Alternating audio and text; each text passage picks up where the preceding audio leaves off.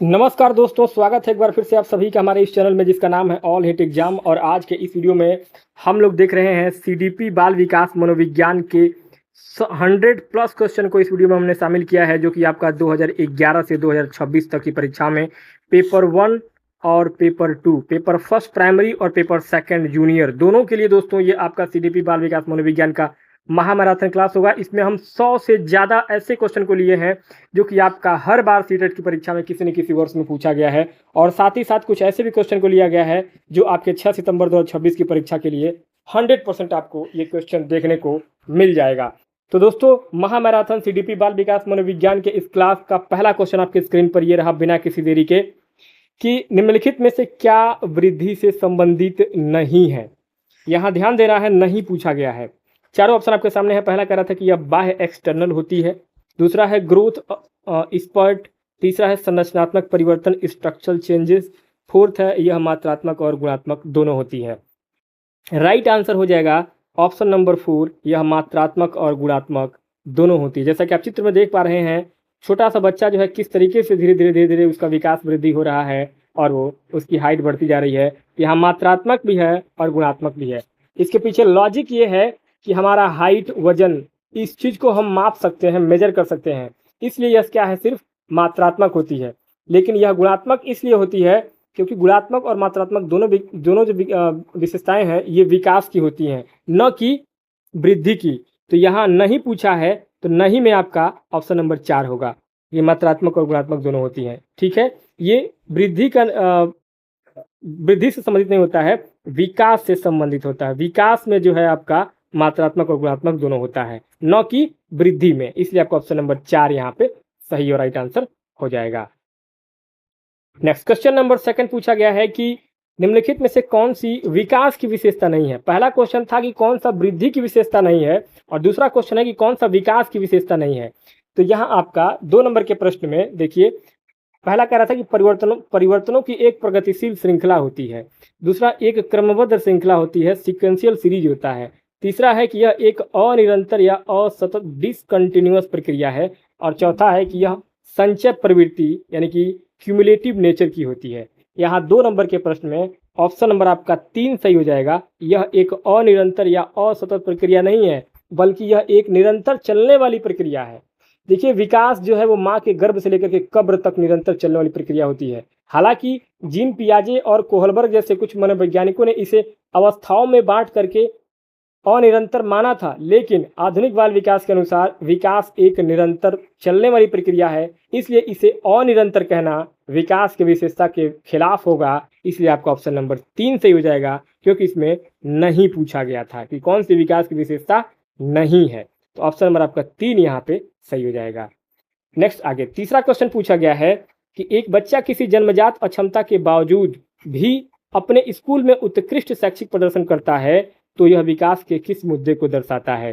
पहला है निरंतरता बनाम अनिरंतरता, दूसरा है स्थिर बनाम वृद्धिशील, थर्ड है आनुवंशिकता बनाम पर्यावरण, और फोर्थ है सक्रियता बनाम निष्क्रियता।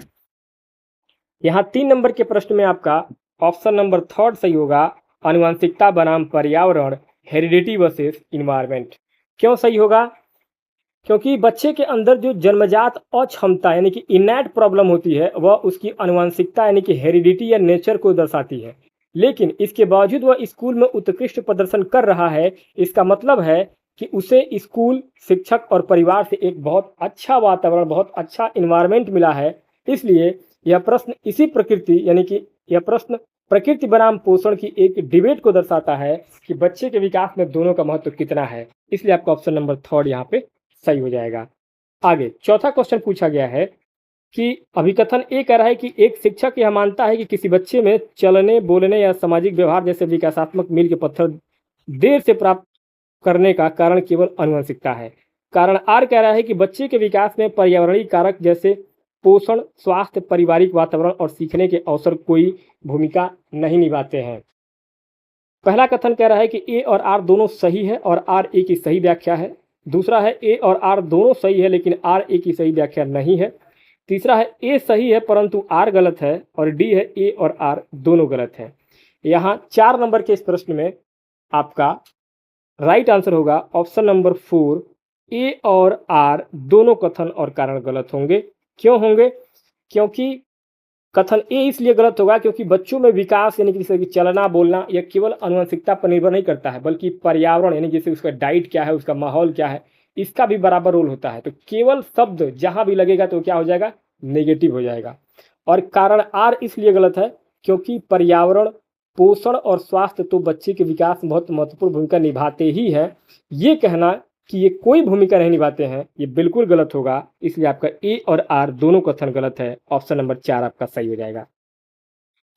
क्वेश्चन नंबर 5 कह रहा है कि विकास बहुआयामी होता है वह आयाम जिसके अंतर्गत एक बच्चा चिंतन प्रक्रियाओं के द्वारा किसी विषय के बारे में तर्क करता है, कल्पना करता है, स्मृति बनाता है और अवधान प्रदर्शित करके समस्या समाधान करता है। यह विकास का कौन सा प्रकार है? पहला है शारीरिक विकास, दूसरा संवेगात्मक विकास, तीसरा सामाजिक विकास और चौथा है आपका संज्ञानात्मक विकास। यहाँ आपका 5 नंबर के इस प्रश्न में राइट आंसर क्या होगा? संज्ञानात्मक विकास। ऑप्शन नंबर 4 करेक्ट हो जाएगा। क्यों होगा? क्योंकि यहाँ पे देखिए दिमाग यानी कि ये जो हमारा भेजा है, ये दिमाग से जुड़ी हुई जितनी भी मानसिक प्रक्रियाएं होती है, जैसे कि सोचना यानी कि थिंकिंग करना, कल्पना करना, लॉजिक लगाना, सपने देखना, इमेजिनेशन करना, याद रखना, ये सब जो है आपके संज्ञानात्मक विकास का एक हिस्सा होता है। कॉग्निटिव डेवलपमेंट, मेंटल डेवलपमेंट का एक हिस्सा होता है। इसलिए संज्ञानात्मक विकास आपका ऑप्शन नंबर 4 यहाँ पे करेक्ट हो जाएगा। आगे क्वेश्चन नंबर 6 कह रहा है कि अभिकथन ए कह रहा है कि खेल के दौरान वैभव के द्वारा ललित को धक्का दिए जाने पर ललित ने कोई गुस्से वाली भावना व्यक्त नहीं की क्योंकि वह मानता है कि यह खेल का हिस्सा होता है। कारण आर कह रहा है कि आंतरिक कौशल यानी कि इंटरपर्सनल स्किल भावनात्मक विकास के लिए अर्थपूर्ण होते हैं। पहला विकल्प कह रहा है कि ए और आर दोनों सही है और आर ए की सही व्याख्या है। दूसरा है ए और आर दोनों सही है लेकिन आर ए की सही व्याख्या नहीं है। तीसरा ए सही है लेकिन आर गलत है और चौथा कह रहा है कि ए और आर दोनों गलत है। यहाँ 6 नंबर के प्रश्न में आपका ऑप्शन नंबर पहला सही हो जाएगा। ए और आर दोनों सही है और आर ए की बिल्कुल सही व्याख्या कर रहा है। क्यों कर रहा है? देखिए ललित को धक्का लगा लेकिन उसने गुस्सा नहीं किया, इसका मतलब है कि उसने अपने संवेगों, अपने इमोशंस पर नियंत्रण कर लिया है। यह उसका भावनात्मक विकास है। उसने यह भी समझा है कि वैभव का इरादा उसे चोट पहुंचाना नहीं था बल्कि यह खेल का एक हिस्सा था। दूसरों के इरादों और व्यवहार को समझना इंटरपर्सनल स्किल, अंतर्वैयक्तिक कौशल कहलाता है। और ये दोनों बातें सही है और आर ए का सही कारण भी बता रहा है। इसलिए आपका ऑप्शन नंबर यहाँ पे पहला राइट आंसर हो जाएगा। ए और आर दोनों सही है और आर ए की सही व्याख्या कर रहा है। क्वेश्चन नंबर अगला है आपका क्वेश्चन नंबर 7 कह रहा है कि निम्नलिखित में से विकास का कौन सा सिद्धांत यह निर्दिष्ट करता है कि बच्चों के समग्र निर्माण हेतु कुछ विशिष्ट प्रतिक्रियाएं विकास के बाद की प्रक्रिया से समन्वित होती है। पहला है निरंतरता वाला सिद्धांत, दूसरा रेखीय सिद्धांत, तीसरा पूर्वानुमान सिद्धांत और चौथा एकीकरण वाला सिद्धांत। यहाँ आपका 7 नंबर के प्रश्न में ऑप्शन नंबर 4 सही हो जाएगा, एकीकरण वाला सिद्धांत, इंटीग्रेशन। क्या होगा? देखिए एकीकरण का सिद्धांत कहता है कि बच्चा पहले अपने पूरे अंग का प्रयोग करता है, जैसे कि पूरे हाथ को हिलाना, जैसे कि यहाँ देख रहे हैं आप चित्र में। फिर विशिष्ट अंगों जैसे कि सिर्फ उंगलियों का प्रयोग करना सीखता है और अंत में वह इन सबको एक साथ मिला करके इंटीग्रेट करके काम करना सीखता है, जैसे कि हाथ और उंगलियों का एक साथ उपयोग करके लिखना या साइकिल चलाना। तो ये जो है आपका विशिष्ट प्रक्रियाओं का समन्वय क्या कहलाता है? एकीकरण कहलाता है। इसलिए आपका यहाँ पे ऑप्शन नंबर 4 करेक्ट हो जाएगा। यहाँ पे देखिए आपका लॉजिक भी लिखा हुआ है, समन्वय से ही संपूर्ण विकास होता है। नेक्स्ट आगे क्वेश्चन नंबर 8, 8वां क्वेश्चन है डैश डैश डैश स्थूल गत्यात्मक कौशल ग्रॉस मोटर स्किल्स का उदाहरण है जबकि डैश डैश डैश में सूक्ष्म गत्यात्मक कौशल की आवश्यकता होती है। स्थूल गत्यात्मक आप फोटो में देख पा रहे हैं और ये आपका सूक्ष्म गत्यात्मक दोनों फोटो में देख पा रहे हैं। पहला कह रहा था कि भागना और बुनाई करना, दूसरा कागज पर वृत्त काटना और बड़ा आयत काटना, तीसरा चित्र बनाने के लिए पेन पकड़ना और धागे में माला पिरोना, और फोर्थ है आड़ी तिरछी रेखाएं बनाना और ताली बजाना। तो यहाँ आपका 8 नंबर के इस प्रश्न में राइट आंसर क्या होगा? ऑप्शन नंबर पहला, भागना और बुनाई करना। ये लड़का जो भाग रहा है इस फोटो में वह क्या है? ग्रॉस मोटर स्किल्स है। और जो बुनाई कर रहा है यहाँ पे, ये बुनाई कर रहा है, माला पिरो रहा है, ये क्या है? आपका फाइन मोटर स्किल्स है।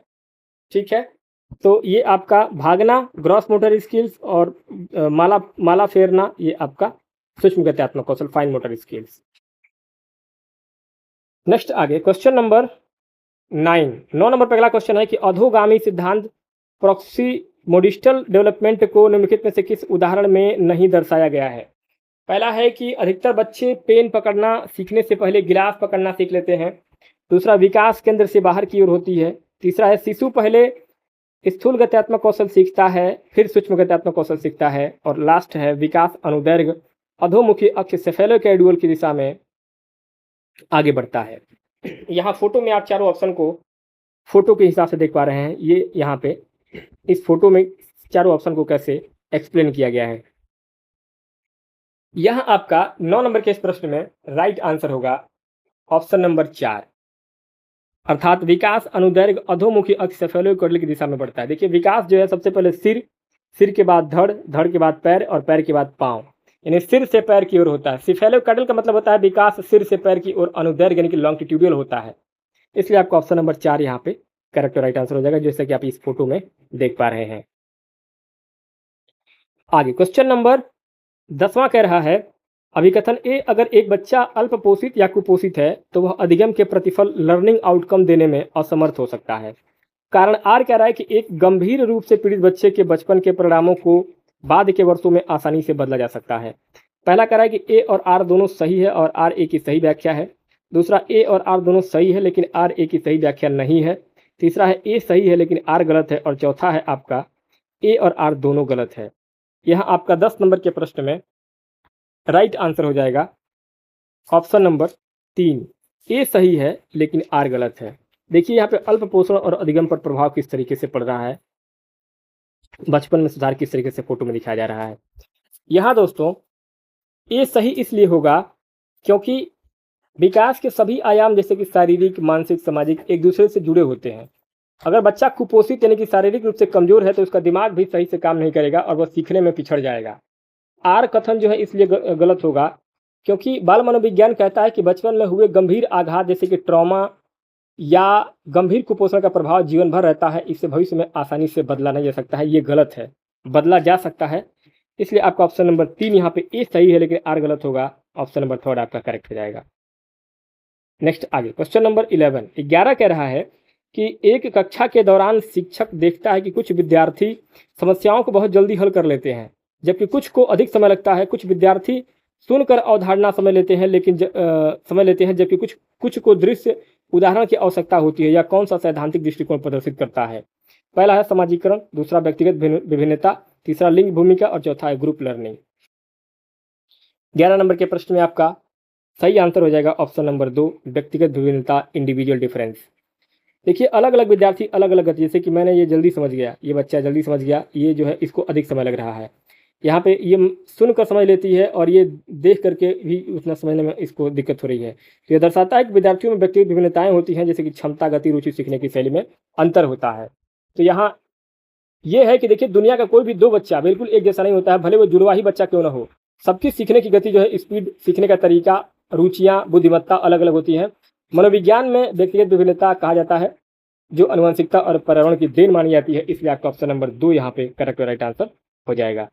आगे 12वां क्वेश्चन पूछा गया है कि व्यक्तिगत अंतर, इंडिविजुअल डिफरेंस को समझने से एक शिक्षक को इससे मदद मिलती है। ए, कोर्स मटेरियल डिजाइन करने में, बी, ट्रेनिंग प्रोग्राम प्लान करने में, सी, पढ़ाने की रणनीतियाँ डिजाइन करने में, डी, विषय वस्तु को समझने में, ई, छात्रों की आवश्यकताओं के अनुसार समायोजन करने में। तो यहाँ आपका 12 नंबर के इस प्रश्न में पहला विकल्प से हो जाएगा ए, बी, सी, ई। ए यानी कि कोर्स मटेरियल डिजाइन करने में, बी, ट्रेनिंग प्रोग्राम प्लान करने में, सी, पढ़ाने की रणनीतियाँ डिजाइन करने में, डी, विषय वस्तु को समझने में। ये जो है आपका नहीं होगा। ई, छात्रों की आवश्यकताओं के अनुसार समायोजन करने में। तो यहाँ दोस्तों ऑप्शन नंबर आपका ए, बी, सी, ई क्यों करेक्ट हो रहा है, क्योंकि व्यक्तिगत विभिन्नताओं को ज्ञान होने से शिक्षक अपने पढ़ाने के तरीके बदल सकता है, बच्चों के हिसाब से सिलेबस डिजाइन कर सकता है, लेकिन विषय वस्तु को समझने में इससे मदद नहीं मिलती है। टीचर को अपना सब्जेक्ट जैसे कि मैथ या सीडीपी खुद पढ़ना होता है और समझना होता है, उसका बच्चों के व्यक्तिगत अंतर से कोई लेना देना नहीं होता है। इसलिए कथन डी जो है ये आपका गलत होगा। तो ऑप्शन नंबर आपका पहला ABCE करेक्ट राइट आंसर हो जाएगा। नेक्स्ट आगे क्वेश्चन नंबर 13वां, विकासात्मक परिवर्तन डेवलपमेंटल चेंजेस के संदर्भ में क्या सही है? पहला है कि यह एक नियोजित और क्रमबद्ध तरीके से होती है। दूसरा, शैशवावस्था में तेज गति से होते हैं और किशोरावस्था में रुक जाते हैं। तीसरा, शैशवावस्था में नैतिकता को दर्शाते हैं और चौथा है इनमें से कोई नहीं। तो यहाँ आपका ऑप्शन नंबर पहला करेक्ट हो जाएगा, यह एक नियोजित और क्रमबद्ध तरीके से होते हैं। देखिए ये फोटो में आप देख पा रहे हैं, क्यों? क्योंकि देखिए विकास एक निश्चित क्रम का पालन करता है, जैसे कि पहले शैशवावस्था, फिर बाल्यावस्था और फिर किशोरावस्था। ऑप्शन नंबर 2 इसलिए गलत है क्योंकि किशोरावस्था में विकास रुकता नहीं है, बल्कि ग्रोथ स्पॉट के कारण अचानक बहुत तेज हो जाता है। और ऑप्शन नंबर 3 आपका इसलिए गलत है कि 2 साल तक के बच्चे शैशवावस्था में नैतिकता शून्य होती है, उनमें नैतिकता नहीं होती है, इसलिए आपका तीसरा विकल्प गलत होगा। ऑप्शन नंबर पहला आपका यहाँ पे करेक्ट और राइट आंसर हो जाएगा, यह एक नियोजित और क्रमबद्ध तरीके से होते हैं। आगे 14वां प्रश्न पूछा जा रहा है, एक अध्यापक ने देखा कि स्कूल में प्रवेश लेने वाला बच्चा अनैतिक भाषा बोल रहा है। पीटीएम में अभिभावकों को अपनी भाषा अच्छी रखने को कहा गया क्योंकि बच्चे अनुकरण इमिटेशन करके सीखते हैं। प्रारंभिक बाल्यावस्था अर्ली चाइल्डहुड भाषा सीखने के लिए कैसी अवधि है? पहला है संवेदनशील अवधि, दूसरा क्रिटिकल पीरियड, तीसरा दोनों गलत है और चौथा है 1 और 2 दोनों। ऑप्शन नंबर 4 आपका सही हो जाएगा, 1 और 2 दोनों। क्योंकि देखिए प्रारंभिक बाल्यावस्था लगभग 2 से 6 वर्ष भाषा सीखने के लिए सबसे महत्वपूर्ण समय होता है। इस उम्र में बच्चा जो देखता है सुनता है उसी की नकल करता है। मनोविज्ञान में इस समय को भाषा के विकास के लिए सेंसिटिव, संवेदनशील और क्रिटिकल दोनों कहा गया है, इसलिए आपका ऑप्शन नंबर चौथा 1 और 2 दोनों करेक्ट और राइट आंसर हो जाएगा। आगे 15वां प्रश्न है, लड़कियां मध्य बाल्यावस्था मिडिल चाइल्डहुड में अधिक महत्व देती हैं डैश डैश को, वहीं लड़के ज़्यादा महत्व किसको देते हैं डैश डैश। यहाँ जो है आपका 15 नंबर के प्रश्न में पहला कह रहा था कि लड़कियां पारस्परिक संबंधों को, लड़के प्रतिष्ठा को। दूसरा, लड़कियां पारस्परिक संबंधों को, लड़के भाषा को। तीसरा, लड़कियां भाषा को, लड़के कौशल को। चौथा है लड़कियां कौशल को और लड़के भाषा को। यहाँ 15 नंबर के प्रश्न में पहला विकल्प आपका सही हो जाएगा, लड़कियां पारस्परिक संबंधों को महत्व देती हैं और लड़के प्रतिष्ठा को देते हैं। क्यों? क्योंकि समाज की जो संरचना है उसमें मध्य बाल्यावस्था यानी कि 6 से 11 वर्ष आते आते लड़कियां परिवार और दोस्तों के साथ पारस्परिक संबंधों को ज़्यादा महत्व देने लगती हैं, वहीं लड़के इस उम्र में भौकाल जमाने, गैंग बनाने और अपनी प्रतिष्ठा को महत्व देने लगते हैं। यह सामाजिक दृष्टिकोण पर आधारित प्रश्न है, इसलिए आपका यहाँ पे ऑप्शन नंबर पहला करेक्ट और राइट आंसर हो जाएगा। आगे 16वां प्रश्न है, किशोरों एडोलसेंट की निम्नलिखित में से कौन सी विशेषताएं हैं? ए, वयस्कों के नियंत्रण से बढ़ती स्वतंत्रता। बी, तीव्र मनोवैज्ञानिक परिवर्तन। सी, भावनात्मक रूप से परिपक्वता। डी, संक्रमण काल। और ई, हार्मोनल बदलाव। यहाँ आपका राइट आंसर क्या हो जाएगा? ऑप्शन नंबर 4 ABDE, ए, बी, डी और ई। सी गलत होगा, भावनात्मक रूप से परिपक्वता। क्यों गलत होगा? क्योंकि देखिए किशोरावस्था लगभग 12 से 18 वर्ष तक की उम्र होती है, जिसे आंधी तूफान की अवस्था कहा जाता है। इस उम्र में बच्चे अपने माता पिता के नियंत्रण से आज़ाद होना चाहते हैं, इसलिए ए सही है। उनके शरीर और दिमाग में हार्मोनल बदलावों के कारण बहुत तेज मनोवैज्ञानिक परिवर्तन होते हैं, तो बी और ई भी सही है। इसे बचपन और वयस्कता के बीच का संक्रमण काल भी कहा जाता है, तो डी भी सही है। परंतु यहाँ पे आपका सी गलत है। सी गलत इसलिए है क्योंकि किशोर जो होते हैं वो भावनात्मक रूप से परिपक्व नहीं होते हैं, उनमें मूड स्विंग बहुत ज़्यादा होता है, वे छोटी छोटी बातों पर बहुत जल्दी गुस्सा या भावुक हो जाते हैं। इसलिए आपका ऑप्शन नंबर यहाँ पे सी, जो ऑप्शन नंबर आपका 4 ABDE करेक्ट और राइट आंसर हो जाएगा। आगे 17वां प्रश्न है, अभिकथन ए कह रहा है कि शैक्षणिक अध्ययन के अलावा शिक्षकों के लिए आवश्यक है कि वे छात्रों की सामाजिक और भावनात्मक आवश्यकताओं पर भी ध्यान दें। कारण आर कह रहा है कि भावनाएं बच्चे की संज्ञानात्मक क्षमता, सीखने और समग्र विकास में महत्वपूर्ण भूमिका निभाता है। पहला कह रहा है कि ए और आर दोनों सही है और आर ए की सही व्याख्या करता है। दूसरा, ए और आर दोनों सही है और आर ए की सही व्याख्या नहीं है। तीसरा, ए सही है लेकिन आर गलत है और चौथा है ए और आर दोनों गलत है। यहाँ 17 नंबर के प्रश्न में आपका ऑप्शन नंबर पहला सही हो जाएगा, ए और आर दोनों सही है और आर ए की बिल्कुल सही व्याख्या कर रहा है। क्यों? क्योंकि शिक्षक का काम सिर्फ किताबी ज्ञान देना नहीं होता है, बल्कि बच्चे के समग्र विकास पर ध्यान देना होता है, जिसमें उसका सामाजिक और भावनात्मक विकास भी शामिल होता है। तो कथन ए जो है आपका बिल्कुल सही है। ऐसा इसलिए क्योंकि संज्ञान और इमोशन, संज्ञान और संवेग एक दूसरे से जुड़े होते हैं। अगर बच्चा डरा हुआ या उदास है तो भावनात्मक रूप से वो अस्थिर है, उसका दिमाग संज्ञान पढ़ाई में नहीं लगेगा। यानी भावनाएं सीखने को सीधे प्रभावित करती हैं, इसलिए आर सही होगा। उसकी व्याख्या भी सही कर रहा है कथन ए का, इसलिए पहला विकल्प आपका सही हो जाएगा। ए और आर दोनों सही है और आर ए की बिल्कुल सही व्याख्या कर रहा है। 18वां प्रश्न है कि निम्नलिखित में से कौन सा कथन समाजीकरण, सोशलाइजेशन और मानव सीखने का सही वर्णन करता है। ए कह रहा है कि यह एक जीवन भर चलने वाली प्रक्रिया है। बी, यह सामाजिक मूल्यों और प्रतीकों को आत्मसात करने में मदद करता है। सी, यह जटिल के साथ साथ अनौपचारिक प्रक्रिया भी है। और डी, ये संवाद, सामाजिक इंटरेक्शन से प्रभावित होता है। ई, अधिकांश मानवीय व्यवहार सीखा जाता है, जन्मजात नहीं होता है। यहाँ 18 नंबर के प्रश्न में आपका ऑप्शन नंबर 3 सही हो जाएगा। A B C D E सभी। क्यों? क्योंकि समाजीकरण जन्म से लेकर मृत्यु तक चलता रहता है। इसी से हम समाज के नियम, न्याय, शांति जैसे मूल्य सीखते हैं। यह सिर्फ स्कूलों में ही नहीं बल्कि घर, पास पड़ोस और दोस्तों से भी होता है। और यह एक जटिल प्रक्रिया है। हमारी बातचीत का तरीका हमारे समाज पर निर्भर करता है।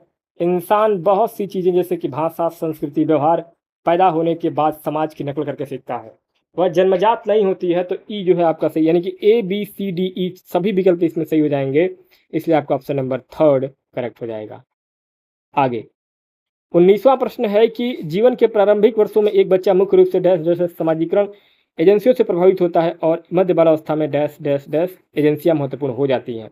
पहला है प्राथमिक और प्राथमिक, दूसरा प्राथमिक और सेकेंडरी, तीसरा सेकेंडरी और प्राथमिक और चौथा है सेकेंडरी और सेकेंडरी। यहाँ पे आपका प्राथमिक और सेकेंडरी ऑप्शन नंबर आपका सेकंड यहाँ पे करेक्ट और राइट आंसर हो जाएगा, प्राथमिक और सेकेंडरी। क्योंकि प्राथमिक एजेंसी जब बच्चा पैदा होता है शैशवावस्था में, प्रारंभिक वर्ष में, तो सबसे पहले अपने परिवार से जुड़ता है और वहीं से सीखना शुरू करता है। तो परिवार उसकी क्या है, प्राइमरी एजेंसी है। द्वितीयक एजेंसी, सेकेंडरी एजेंसी में जब बच्चा थोड़ा बड़ा होकर के मध्य बालावस्था में घर से बाहर निकलता है तो स्कूल, दोस्त, मीडिया और आसपास पड़ोस का प्रभाव उस पर पड़ने लगता है। इन्हें सेकेंडरी एजेंसी कहा जाता है। इसलिए आपका यहाँ पे ऑप्शन नंबर सेकंड, प्राथमिक और सेकेंडरी करेक्ट और राइट आंसर हो जाएगा। नेक्स्ट क्वेश्चन नंबर 20 नंबर पर अगला प्रश्न है कि एक स्कूल में लड़कियां फुटबॉल में और लड़के कला में उत्कृष्ट प्रदर्शन कर रहे हैं क्योंकि स्कूल ने पारंपरिक सामाजिक अपेक्षाओं को चुनौती दी है। यह परिदृश्य कौन से सिद्धांत को दर्शाता है। पहला है आपका जेंडर जैविक रूप से निश्चित है, दूसरा जेंडर एक सामाजिक संरचना है, तीसरा जेंडर पहचान जन्मजात होती है और चौथा जेंडर भूमिकाएं बदल नहीं सकती। यहाँ आपका 20 नंबर के प्रश्न में करेक्ट आंसर क्या होगा, ऑप्शन नंबर सेकंड, जेंडर एक सामाजिक संरचना है। क्यों? क्योंकि देखिए जेंडर एक बायोलॉजिकल अवधारणा होती है, जैसे कि लड़का या लड़की पैदा होना, या जेंडर एक सामाजिक संरचना से होता है। समाज यह तय करता है कि लड़के बाहर का काम करेंगे या मजबूत खेल खेलेंगे और लड़कियां घर का काम करेंगी या पेंटिंग करेंगी। जब स्कूल इस सोच को बदल रहा है और लड़कियां फुटबॉल खेल रही हैं तो यह साबित होता है कि जेंडर कोई जैविक चीज़ नहीं है बल्कि समाज के द्वारा बनाई गई चीज़ है जिससे बदला जा सकता है। इसलिए आपका ऑप्शन नंबर सेकंड यहाँ पे करेक्ट राइट आंसर हो जाएगा। नेक्स्ट क्वेश्चन नंबर 21 कह रहा था कि कौन सा शब्द उन व्यवहारों, कौशलों, रुचियों और दृष्टिकोणों को दर्शाता है जिन्हें समाज पुरुषों और महिलाओं से अपेक्षित मानता है। फर्स्ट है जेंडर पहचान और सांस्कृतिक रूप से आकारित, सेकंड जेंडर पहचान या अनुवांशिक रूप से निश्चित, थर्ड जेंडर भूमिकाएं जो सांस्कृतिक रूप से आकारित होती हैं, और फोर्थ है उपयुक्त में से कोई नहीं। यहाँ आपका 21 में ऑप्शन नंबर थर्ड सही हो जाएगा, जेंडर भूमिकाएं जो सांस्कृतिक रूप से आकारित होती हैं।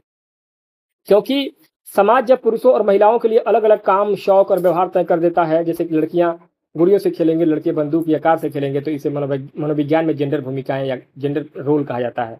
ये भूमिकाएं अनुवांशिक जन्मजात नहीं होती हैं बल्कि हमारी संस्कृति और समाज के द्वारा बनाई गई होती हैं। इसलिए आपका ऑप्शन नंबर थर्ड यहाँ पे करेक्ट हो जाएगा।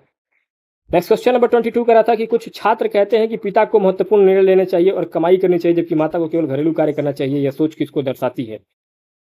तो यहाँ आपका पहला है लैंगिक रूढ़िवादिता, दूसरा है आपका जेंडर इक्विटी, थर्ड जेंडर लचीलापन और फोर्थ है आपका जेंडर समानता। यहाँ 22 में आपका ऑप्शन नंबर फर्स्ट करेक्ट हो जाएगा, लैंगिक रूढ़िवादिता, जेंडर स्टीरियोटाइप। क्यों?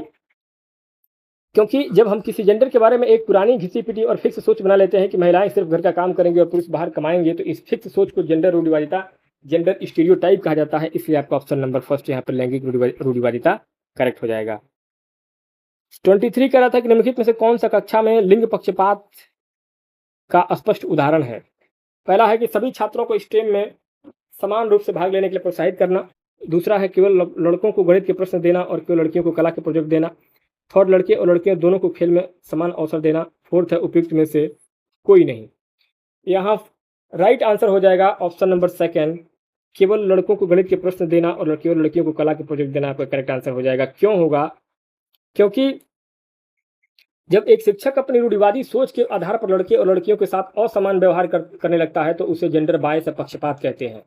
शिक्षक का यह मानना है कि गणित केवल लड़के कर सकते हैं और कला केवल लड़कियां, तो यह स्पष्ट रूप से लड़कों और लड़कियों के बीच मतभेद और भेदभाव का दर्शाता है। इसलिए आपका ऑप्शन नंबर यहाँ पे सेकंड जो है वो करेक्ट और राइट आंसर हो जाएगा। नेक्स्ट क्वेश्चन नंबर 24 कह रहा था कि अभिकथन ए, शिक्षकों को सभी बच्चों को जेंडर की परवाह किए बिना समान प्रोत्साहन और अवसर प्रदान करने चाहिए। कारण आर कह रहा है कि लड़कों और लड़कियों की जन्मजात क्षमताएं अलग अलग होती हैं, इसलिए शिक्षकों को पारंपरिक भूमिकाओं का पालन करना चाहिए। पहला कह रहा है कि ए और आर दोनों सही है और आर ए की सही व्याख्या है। दूसरा है ए और आर दोनों सही है लेकिन आर ए की सही व्याख्या नहीं है। तीसरा ए सही है लेकिन आर गलत है। और चौथा है आपका ए और आर दोनों गलत है। तो यहाँ आपका राइट आंसर क्या हो जाएगा? थर्ड ऑप्शन सही हो जाएगा, ए सही है लेकिन आर गलत है। Third option. क्यों? ए सही इसलिए है क्योंकि एक आदर्श शिक्षक को लड़के और लड़की दोनों को आगे बढ़ने के समान अवसर देने चाहिए। आर गलत इसलिए है क्योंकि यह मानना है कि लड़के और लड़कियों की दिमागी जन्मजात क्षमताएं अलग अलग होती हैं, जैसे कि लड़कियां कमजोर हैं और उन्हें पुरानी भूमिकाओं में ही रहना चाहिए। यह एक रूढ़िवादी और नकारात्मक सोच को दर्शाता है। इसलिए आपका ऑप्शन नंबर थर्ड ए सही है लेकिन आर गलत है, राइट आंसर हो जाएगा। क्वेश्चन नंबर 25 कह रहा था कि विद्यार्थी कोरे कागज के समान होते हैं जिन्हें अध्यापक ज्ञान से भरता है। इस व्यवहारवादी विचार को बदलने के लिए किस शिक्षण तरीकों को अपनाएंगे? पहला है लचीले पाठ्यक्रम की बजाय मानकीकृत पाठ्यक्रम। दूसरा, अध्यापक केंद्रित की बजाय परीक्षा केंद्रित शिक्षा। थर्ड, रचनात्मक आकलन की बजाय योगात्मक आकलन। और फोर्थ है कंठस्थ स्मरण की बजाय खोजपूर्ण अधिगम। 25 में आपका करेक्ट आंसर क्या हो जाएगा? ऑप्शन नंबर 4 करेक्ट हो जाएगा, कंठस्थ स्मरण की बजाय खोजपूर्ण अधिगम, डिस्कवरी लर्निंग। क्योंकि व्यवहारवाद मानता था कि बच्चा खाली बर्तन है और रट कर सीखता है, लेकिन रचनावाद कंस्ट्रक्टिविज्म जैसे कि जीन पियाजे का सिद्धांत यह मानता है कि बच्चा नन्हा वैज्ञानिक होता है जो खुद दुनिया की खोज करके अपना ज्ञान का निर्माण करता है। इसलिए रटने की प्रणाली की बजाय बच्चे को खोजने की अवसर दिए जाने चाहिए। इसलिए आपका ऑप्शन नंबर 4 यहाँ पे करेक्ट और राइट आंसर हो जाएगा। क्वेश्चन नंबर 26 कह रहा था कि बाल विकास की समझ में पियाजे के द्वारा प्रस्तुत प्रमुख परिवर्तन यह था कि अधिगम पहला है शिक्षक द्वारा नियंत्रित होता है। दूसरा, केवल विषय वस्तु पर आधारित होता है। तीसरा, जैविक परिपक्वता का इसमें कोई रोल नहीं है। चौथा है अंतःक्रिया और अनुभव के माध्यम से सक्रिय रूप से निर्मित होता है। यहाँ क्वेश्चन नंबर 26 में ऑप्शन नंबर 4 सही हो जाएगा, अंतःक्रिया और अनुभव के माध्यम से सक्रिय रूप से निर्मित होता है। क्यों? क्योंकि जीन पियाजे एक रचनावादी कंस्ट्रक्टिविस्ट मनोवैज्ञानिक थे। उन्होंने व्यवहारवाद का विरोध किया और बताया कि बच्चे का अधिगम शिक्षक के द्वारा नियंत्रित नहीं होता है। बच्चा खुद अपने पर्यावरण के साथ अंतःक्रिया करके अपने अनुभव के आधार पर सक्रिय होकर के अपने ज्ञान का निर्माण करता है। इसलिए आपका ऑप्शन नंबर 4 यहाँ पे सही और राइट आंसर हो जाएगा। क्वेश्चन नंबर 27 कह रहा है कि एक बच्चे ने पहली बार कौवा देखा और उसे तितली कहा। बाद में उसने सीखा कि कौवा पक्षी है और अपनी समझ को अपडेट कर लिया, वर्गीकरण करना सीख लिया। यह पियाजे के किन संज्ञानात्मक तंत्रों को दर्शाता है? यहाँ दोस्तों क्वेश्चन के सारे एक्सप्लेनेशन भी हमने दिए हुए हैं, तो फोटो में जो है आप सभी एक्सप्लेनेशन को ध्यान से देख और समझ सकते हैं। बाकी मैं एक्सप्लेन तो कर ही रहा हूँ। पहला है कि आत्म केंद्रित जीववाद संरक्षण। सेकंड है एसिमिलेशन, एकोमोडेशन, इक्विलिब्रेशन। थर्ड है क्रमबद्धता, वर्गीकरण, रिवर्सिबिलिटी। और फोर्थ है अमूर्त और प्रस्तावित सोच। 27 में आपका राइट आंसर क्या हो जाएगा? ऑप्शन नंबर 2 हो जाएगा, एसिमिलेशन, एकोमोडेशन और इक्विलिब्रेशन। क्यों? क्योंकि एसिमिलेशन मतलब होता है आत्मसातीकरण, यानी कि बच्चा नई चीज को अपनी पुरानी जानकारी के अनुसार जब समझता है, जैसे कौवे को देख करके बोला कि ये तितली है, तो ये क्या है? आत्मसातीकरण है, एसिमिलेशन है। एकोमोडेशन समायोजन क्या होता है कि नई जानकारी मिलने पर बच्चा अपनी समझ को बदल देता है। यह कौवा है, यह पक्षी है, बच्चे ने क्या सीखा? कौवा एक पक्षी है। तो नई जानकारी मिलने पर अपने दिमाग में स्कीमा में बदलाव या संशोधन करना, समझना कि कौवा अलग है और तितली अलग है, तो इसको बोलते हैं एकोमोडेशन, समायोजन। और थर्ड इक्विलिब्रियम जो है, संतुलन जिसको बोलते हैं, ये पुरानी और नई जानकारी के बीच एक सही तालमेल, बैलेंस बना लेता है, इसको इक्विलिब्रेशन बोलते हैं। तो इसलिए आपका ऑप्शन नंबर आपका 2 जो है वो आपका करेक्ट हो जाएगा। 28 कह रहा है, एक नवजात शिशु अपने मुंह में किसी निपल को छूते ही रक्त स्वतः चूसने लग जाता है। यह प्रतिक्रिया किसका उदाहरण है? पहला है रिफ्लेक्स प्रतिक्रिया, प्रतिवर्ती क्रिया, दूसरा ईगोसेंट्रिज्म आत्मकेंद्रित, तीसरा ऑब्जेक्ट परमानेंस वस्तु अस्तित्व और चौथा है एनिमिज्म जीवात्मावाद। तो इसका राइट आंसर हो जाएगा ऑप्शन नंबर पहला रिफ्लेक्स प्रतिक्रिया, रिफ्लेक्स एक्शन यानी कि प्रतिवर्ती क्रिया। क्यों होगा?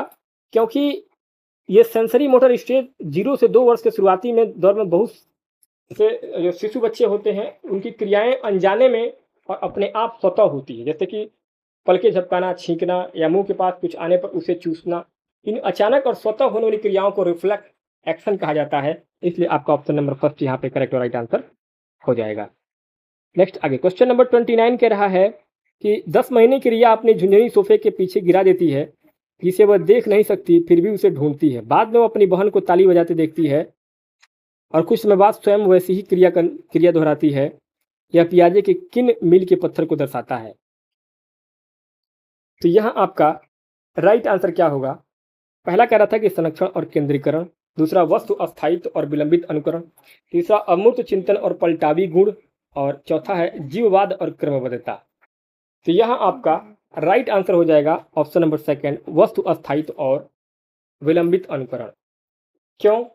क्योंकि वस्तु अस्थायित्व यानी कि जब कोई चीज़ आंखों के सामने से हट जाए फिर भी बच्चे को यह पता हो कि वह चीज़ मौजूद है, जैसे सोफे के पीछे घिरी झुंझुनी को खोजना। और विलंबित अनुकरण जैसे कि डिलेड इमिटेशन में किसी व्यक्ति जैसे कि बहन के वहाँ न होने पर भी बाद में उसकी नकल उतारना, जैसे कि ताली बजाना, ये दोनों गुण सेंसरी मोटर स्टेज में विशेष होते हैं, इसलिए आपका ऑप्शन नंबर यहाँ पे सेकंड करेक्ट और राइट आंसर हो जाएगा। क्वेश्चन नंबर 30 कह रहा था कि कला गतिविधि के दौरान आरव गलती से अपनी पेंटिंग पर पानी गिरा देता है और कहता है कि पानी मेरी पेंटिंग को नष्ट करना चाहता था। यह सोच पियाजे के कौन से संज्ञानात्मक विकास के चरण को दर्शाती है? यहाँ 30 नंबर क्वेश्चन में आपका ऑप्शन नंबर कह रहा था पहला कि कंक्रीट मूर्त संक्रियात्मक अवस्था, दूसरा फॉर्मल औपचारिक संक्रियात्मक अवस्था, तीसरा सेंसरी संवेदी गामक अवस्था, फोर्थ है प्री ऑपरेशन की पूर्व संक्रियात्मक अवस्था। यहाँ 30 नंबर के इस प्रश्न में आपका ऑप्शन नंबर 4 सही हो जाएगा, प्री ऑपरेशनल स्टेज, पूर्व संक्रियात्मक अवस्था। क्यों? क्योंकि आरव यह मान रहा है कि पानी एक निर्जीव वस्तु है और इसकी अपनी एक इच्छा है और वह जानबूझकर उसकी पेंटिंग नष्ट कर रहा है।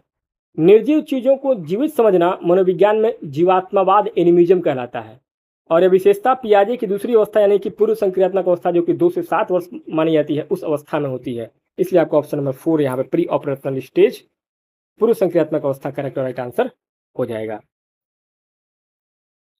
क्वेश्चन नंबर 31 कह रहा था कि एक शिक्षक के द्वारा पाया गया कि एक बच्चा किसी वस्तु के सभी आयामों पर चर्चा कर रहा है और उस वस्तु का संबंध अन्य के साथ स्थापित करके निष्कर्ष निकाल रहा है।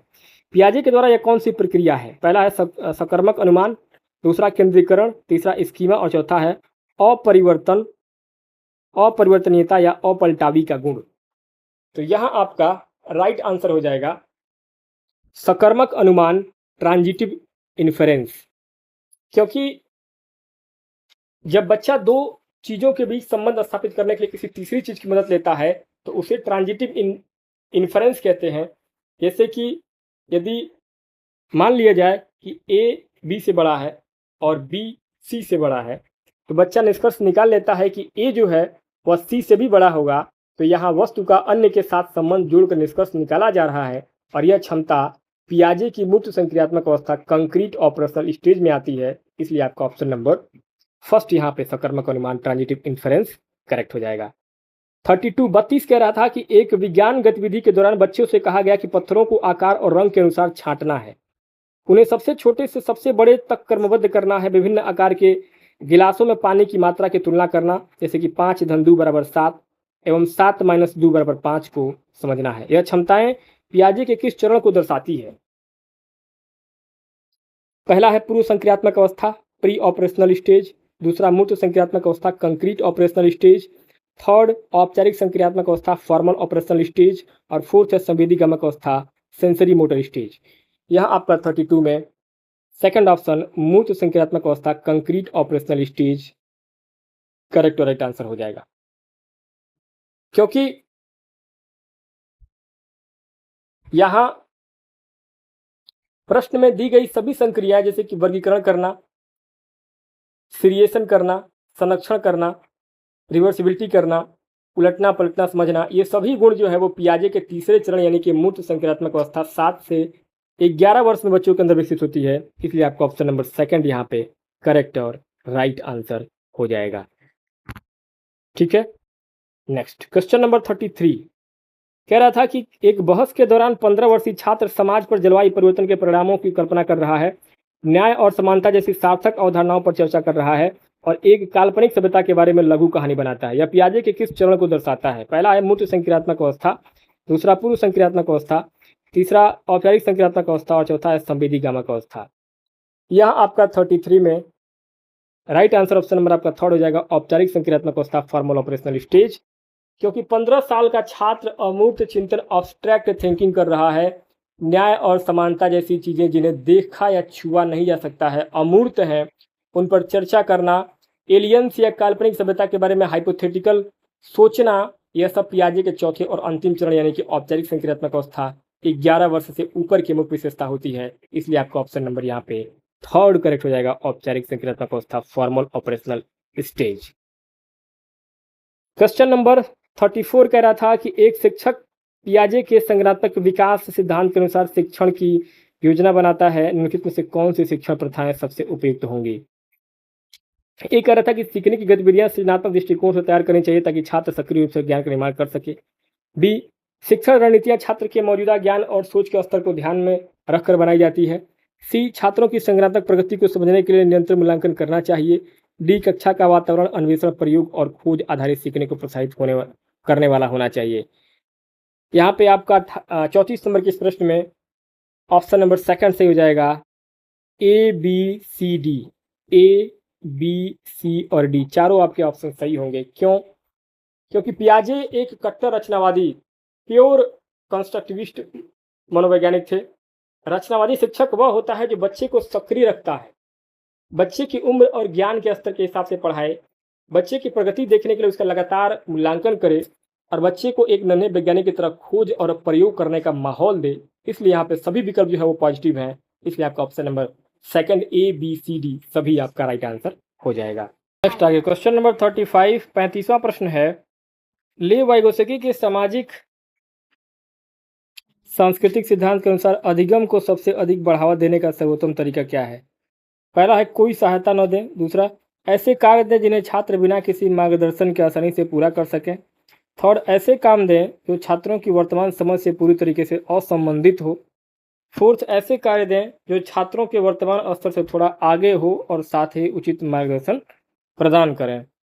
यहाँ 35 में आपका राइट आंसर क्या हो जाएगा? ऑप्शन नंबर 4 करेक्ट हो जाएगा, ऐसे कार्य दें जो छात्रों के वर्तमान स्तर से थोड़ा आगे हो और साथ ही उचित मार्गदर्शन प्रदान करें। क्यों? क्योंकि वाइगोत्स्की के अनुसार बच्चे सबसे अच्छा तब सीखते हैं जब उन्हें ऐसा काम दिया जाए जो उनके वर्तमान स्तर से थोड़ा सा ऊपर हो और फिर शिक्षक या कोई बड़ा आदमी उन्हें वह काम करने के लिए थोड़ा सा हिंट दे दे या इशारा कर दे। इसी को हम बोलते हैं इसके फोल्डिंग या पाड़ या ढांचा या मचान। तो ऑप्शन नंबर आपका 4 यहाँ पे करेक्ट हो जाएगा, फोर्थ। 36 कह रहा था कि लेव वाइगोत्स्की के अनुसार भाषा और संज्ञानात्मक विकास के बीच संबंध को कौन सा कथन सही रूप से वर्णन करता है?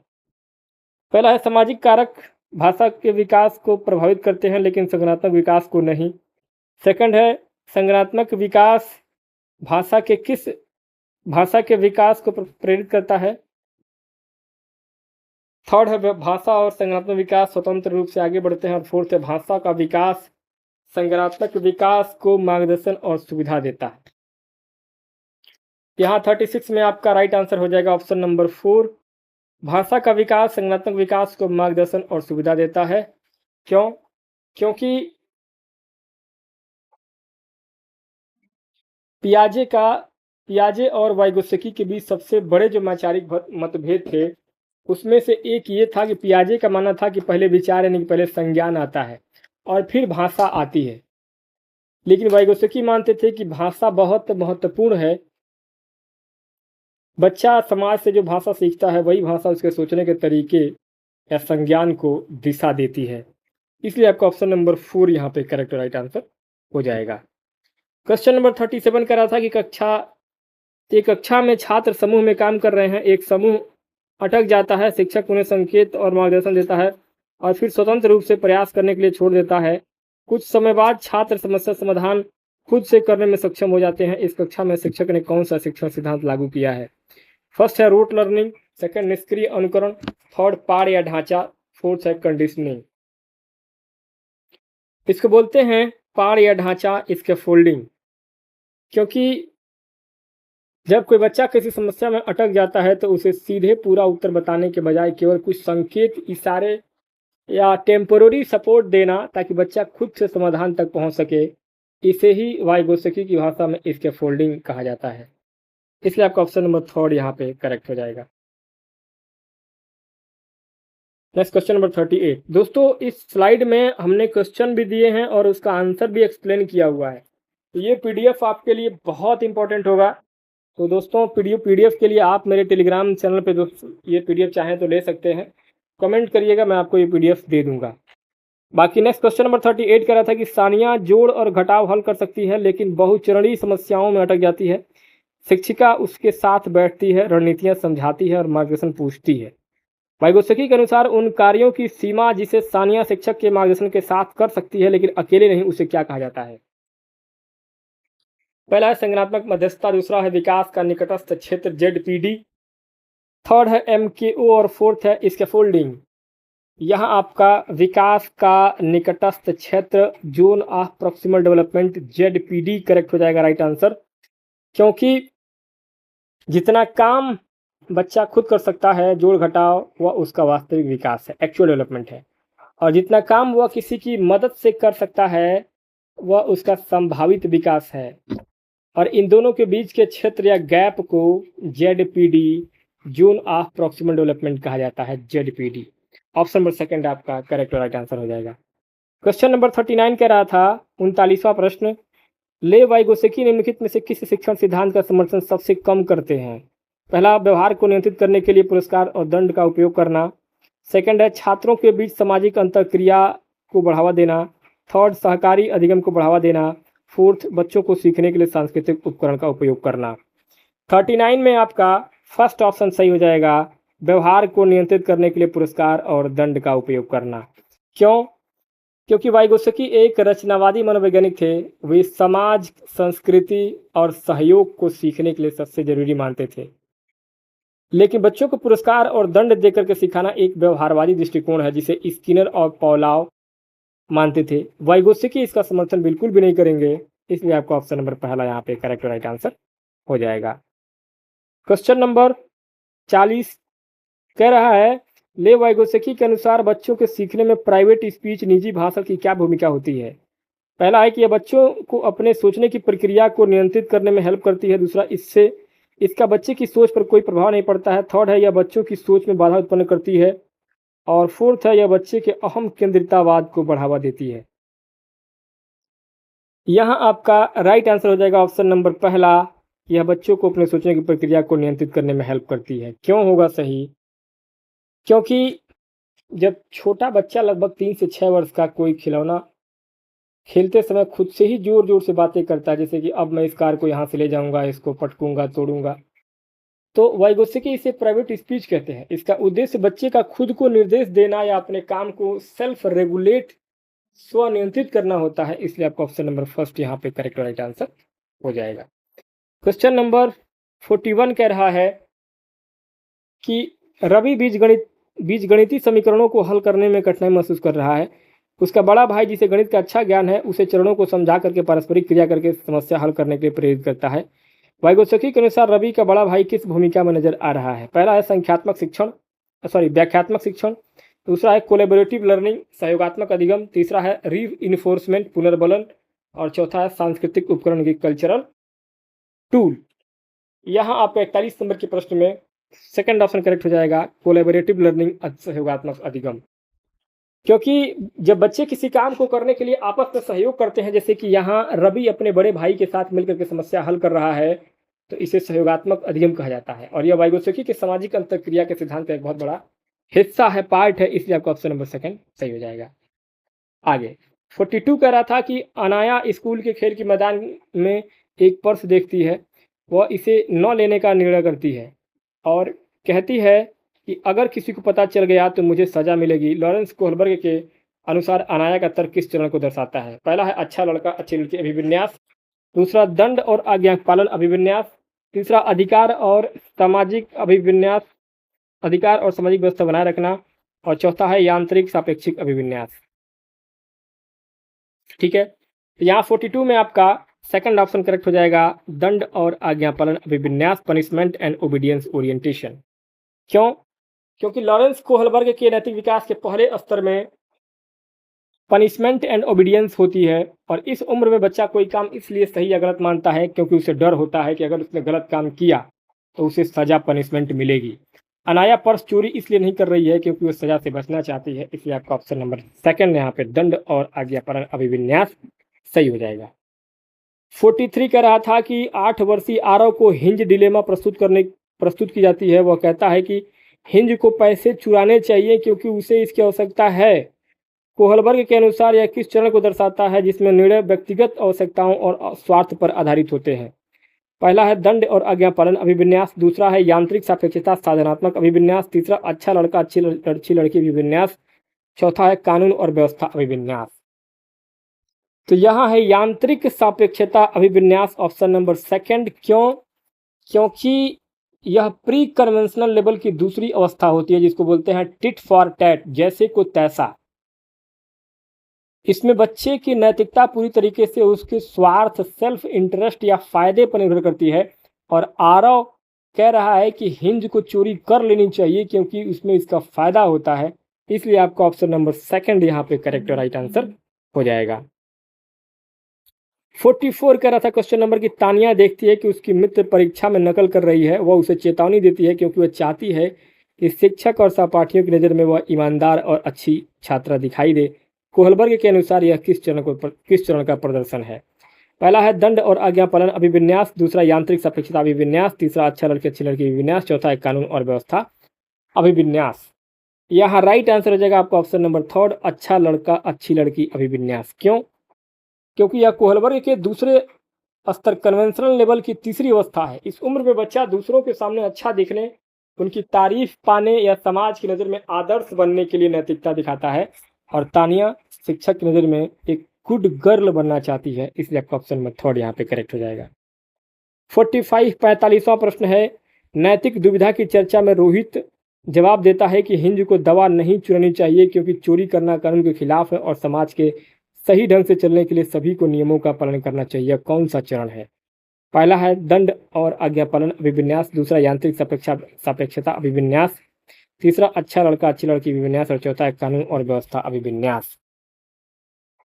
चौथा विकल्प आपका सही हो जाएगा, कानून और व्यवस्था अभिविन्यास। क्यों? क्योंकि यह कोहलबर्ग के कन्वेंशनल लेवल की चौथी अवस्था है। इसमें बच्चे को लगता है कि समाज के नियम और कानून सबसे ऊपर है और उन्हें किसी भी कीमत पर, चाहे किसी की जान ही क्यों न जा रही हो, नहीं तोड़ा जाना चाहिए। रोहित का तर्क यही है कि चोरी करना कानून के खिलाफ है, इसलिए हिंज को चोरी नहीं करनी चाहिए, इसलिए आपका ऑप्शन नंबर चौथा यहाँ पे करेक्ट हो जाएगा। आगे क्वेश्चन नंबर 46 कह रहा था कि रोहन सोचता है कि अगर आयशा अपने दोस्त को बचाने के लिए हर संभव प्रयास नहीं करती तो वह जीवन के मूल्य से ऊपर किसी और के मूल्य को महत्व दे रही है। कोहलबर्ग के अनुसार रोहन की सोच किस चरण को दर्शाती है? पहला है सामाजिक अनुबंध अभिविन्यास, दूसरा अच्छा लड़का अच्छी लड़की अभिविन्यास, तीसरा कानून और व्यवस्था अभिविन्यास, चौथा है सार्वभौमिक नैतिक सिद्धांत अभिविन्यास। तो यहाँ आपका 46 में ऑप्शन नंबर 4 सही हो जाएगा, सार्वभौमिक नैतिक सिद्धांत अभिविन्यास, यूनिवर्सल एथिकल प्रिंसिपल ओरिएंटेशन। क्यों? क्योंकि यह कोहलबर्ग के अंतिम स्तर पोस्ट कन्वेंशनल लेवल की सबसे ऊंची छठवीं अवस्था है। इस अवस्था में व्यक्ति समाज के नियमों या कानूनों से ऊपर उठ करके अपनी अंतरात्मा की आवाज़ सुनता है और उसके लिए मानव जीवन का मूल्य, वैल्यू ऑफ ह्यूमन लाइफ, सबसे बड़ा सार्वभौमिक सिद्धांत होता है। रोहन का तर्क यही दर्शा रहा है कि दोस्त, इंसान की जान बचाना दुनिया के किसी भी नियम या मूल्य से बड़ा है, इसलिए आपका ऑप्शन नंबर 4 यहाँ पे करेक्ट राइट आंसर हो जाएगा। नेक्स्ट क्वेश्चन नंबर 47 47वां प्रश्न है, कैरोल गिलिगन ने लॉरेंस कोहलबर्ग के नैतिक विकास सिद्धांत की आलोचना करते हुए तर्क दिया कि पुरुषों में नैतिकता सामान्यतः डैश वाली होती है जबकि महिलाओं में नैतिकता सामान्यतः डैश वाली होती है। तो पहला है न्याय और देखभाल, दूसरा देखभाल और न्याय, तीसरा स्वार्थ और परोपकार, चौथा है कानून और भावना। यहाँ आपका 47 नंबर के प्रश्न में आपका ऑप्शन नंबर पहला सही हो जाएगा, न्याय और देखभाल। क्योंकि कैरोल गिलिगन जो कोहलबर्ग की छात्रा थी, उनके सिद्धांत की आलोचना किया था उन्होंने। उन्होंने कहा कि कोहलबर्ग का सिद्धांत जेंडर बायस से ग्रसित है, क्योंकि उन्होंने सिर्फ लड़कों पर अध्ययन किया है। कैरोल गिलिगन ने बताया कि पुरुषों का दृष्टिकोण न्याय पर आधारित होता है, नियम और कानून की बात करते हैं, जबकि महिलाओं का दृष्टिकोण देखभाल पर आधारित होता है, वे संबंधों और भावनाओं की कद्र करते हैं। इसलिए आपका ऑप्शन नंबर पहला यहाँ पर न्याय और देखभाल करेक्ट हो जाएगा। 48वां प्रश्न है कि अभिकथन ए बुद्धि बहुआयामी होती है तथा परिवर्तनशील प्रकृति की होती है, क्योंकि इसमें सोचने और कल्पना जैसी क्षमताएं शामिल होती हैं जो अनुभव के साथ विकसित होती हैं। कारण आर कह रहा था कि सोचना और कल्पना करना व्यक्ति को परिस्थितियों का विश्लेषण करने, नए विचार उत्पन्न करने और व्यवहार में परिवर्तन करने में सक्षम बनाती है, जिससे बुद्धि का निरंतर विकास होता है। पहला कथन कह रहा था कि ए और आर दोनों सही है और आर ए की सही व्याख्या है। दूसरा है ए और आर दोनों सही है लेकिन आर ए की सही व्याख्या नहीं है। तीसरा है ए सही है लेकिन आर गलत है। और चौथा है ए और आर दोनों गलत है। यहाँ आपका पहला विकल्प से हो जाएगा, ए और आर दोनों सही है और आर ए की सही व्याख्या कर रहा है। क्यों? क्योंकि बुद्धि केवल एक प्रकार की नहीं होती है, बुद्धि बहुआयामी मल्टी डायमेंशनल होती है और उम्र व अनुभव के साथ बदलती रहती है। इसका कारण यह है कि जैसे जैसे हम सोचते हैं, कल्पना करते हैं और नए विचार लाते हैं अपने दिमाग में, तो हमारा दिमाग नई परिस्थितियों का विश्लेषण करता है और बुद्धि लगातार विकसित होती रहती है। इसलिए आर जो है वो सही है और ए का सही एक्सप्लेनेशन भी कर रहा है, इसलिए आपका ऑप्शन नंबर पहला सही हो जाएगा। आगे 49वां प्रश्न है कि निम्नलिखित में से कौन सा कथन बुद्धि की प्रकृति और विशेषताओं का सही वर्णन करता है? ए है बुद्धि किसी एक क्षमता के बजाय जटिल क्षमताओं के समूह से बना है। बी है बुद्धि जन्म से पूरी तरीके से स्थिर होती है और अनुभव से इसमें परिवर्तन नहीं किया सकता। दूसरा, बुद्धि व्यक्ति को समस्या समाधान और पर्यावरण के साथ अनुकूलन में सहायता करती है। और डी है बुद्धि आनुवंशिकता और पर्यावरण की परस्पर क्रियाओं से प्रभावित होती है। 49 नंबर के इस प्रश्न में आपका सेकंड ऑप्शन से हो जाएगा ए, सी और डी। ए, सी, डी, बी गलत है। क्यों? देखिए, ए सही है क्योंकि बुद्धि कई क्षमताओं का सेट होता है। सी भी सही है क्योंकि बुद्धि ही हमें समस्याओं को सुलझाने और माहौल के हिसाब से खुद को ढालने में मदद करती है। डी भी सही है कि बुद्धि पर माता पिता के जीन्स और अच्छे माहौल दोनों का असर होता है।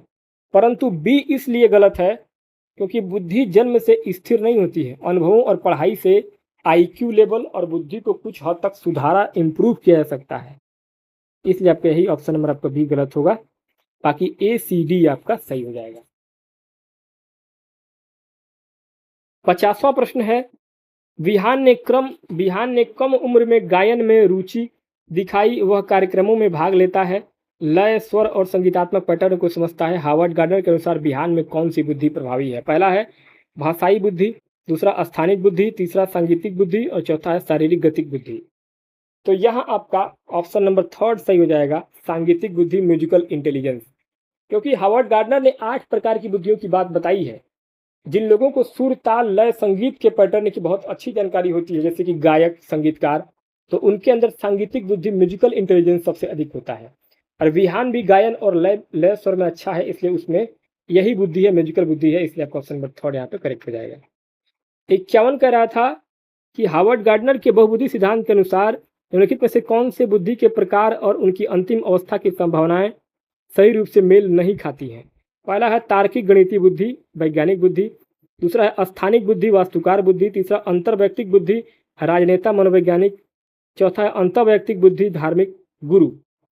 यहाँ आपका 51 नंबर के प्रश्न में ऑप्शन नंबर 4 सही हो जाएगा, अंतर्वैयक्तिक बुद्धि, धार्मिक, गुरु। क्योंकि देखिए, अंतर्वैयक्तिक जो दूसरों के मन, भावनाओं और इरादों को समझ ले, जैसे कि राजनेता, सेल्समैन, मनोवैज्ञानिक, ये धार्मिक गुरु। यहाँ पे ये आपका राइट आंसर चौथा विकल्प इसलिए मेल नहीं खा रहा है क्योंकि एनसीईआरटी के अनुसार धार्मिक गुरुओं में दूसरों को प्रभावित करने की क्षमता होती है, जबकि इंट्रापर्सनल में आध्यात्मिक गुरु आते हैं, धार्मिक गुरु नहीं आते हैं। इसलिए आपका ऑप्शन नंबर 4 यहाँ पे करेक्ट हो जाएगा।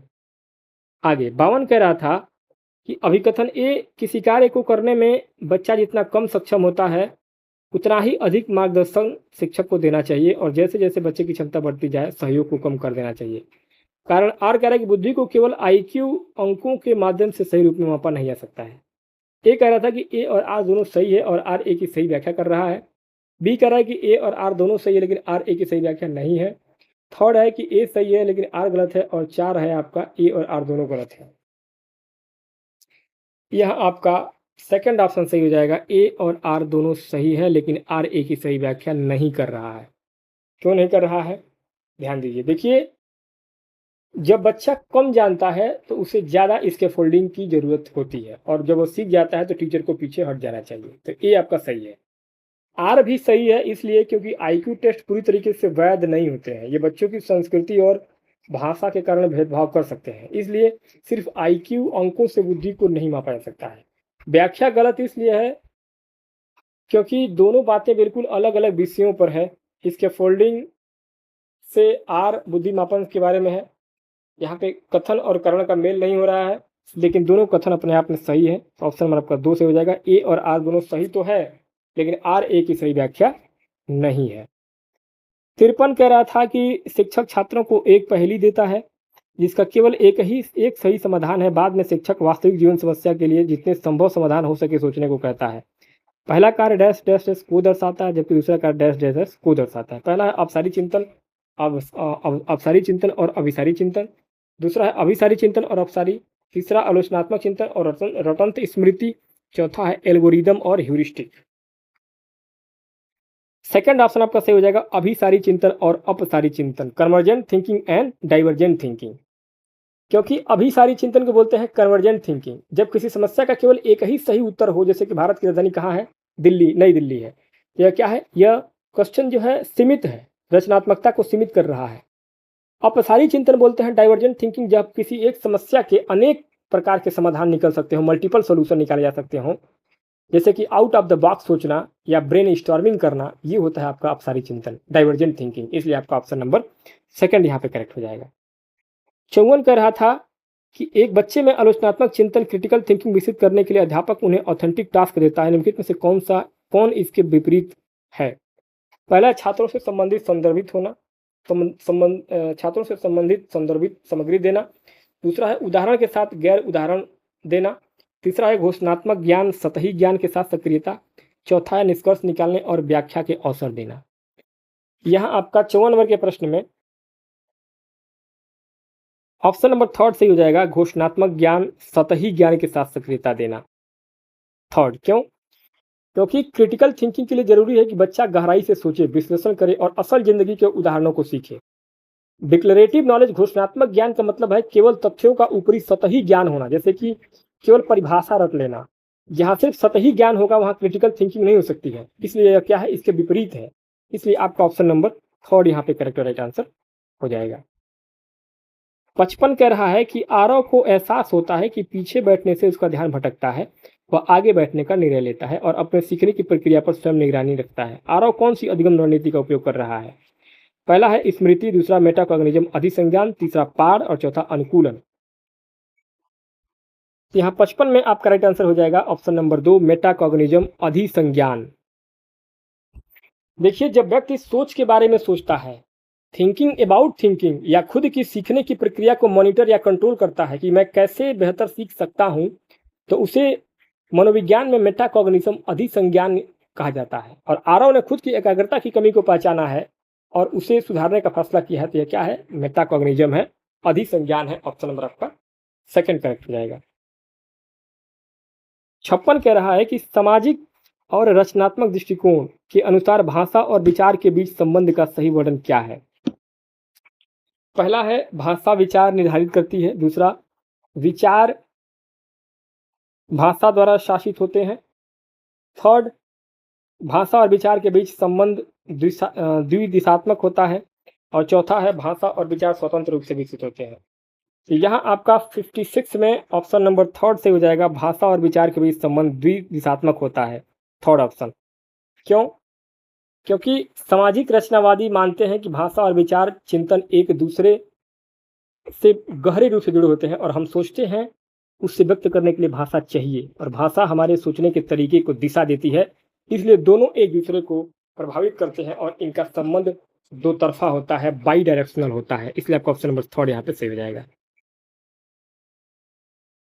57 कह रहा था कि निम्नलिखित में से कौन सी विधियां समस्या समाधान में सहायक होती हैं। पहला है प्रयास और भूल, दूसरा है मानसिक विन्यास, तीसरा है सी है अनुकरणीय अनुरूपक चिंतन, डी है प्रक्रियात्मक स्थिरता, ई है कलन विधि और यफ है आपका अन्वेषण खोज।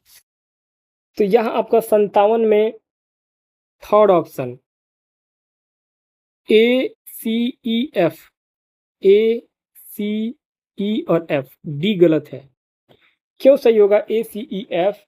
देखिए, सहायक विधियों में प्रयास और भूल, गलतियां करके सीखना, एनालॉजिकल थिंकिंग, पुरानी मिलती जुलती समस्या के आधार पर नई जानकारी, नई समस्या सुलझाना, एल्गोरिदम यानी कि स्टेप बाय स्टेप सॉल्व करना, और ह्यूरिस्टिक यानी कि खोजबीन करके हल निकालना, ये सभी जो है पॉजिटिव में आती हैं।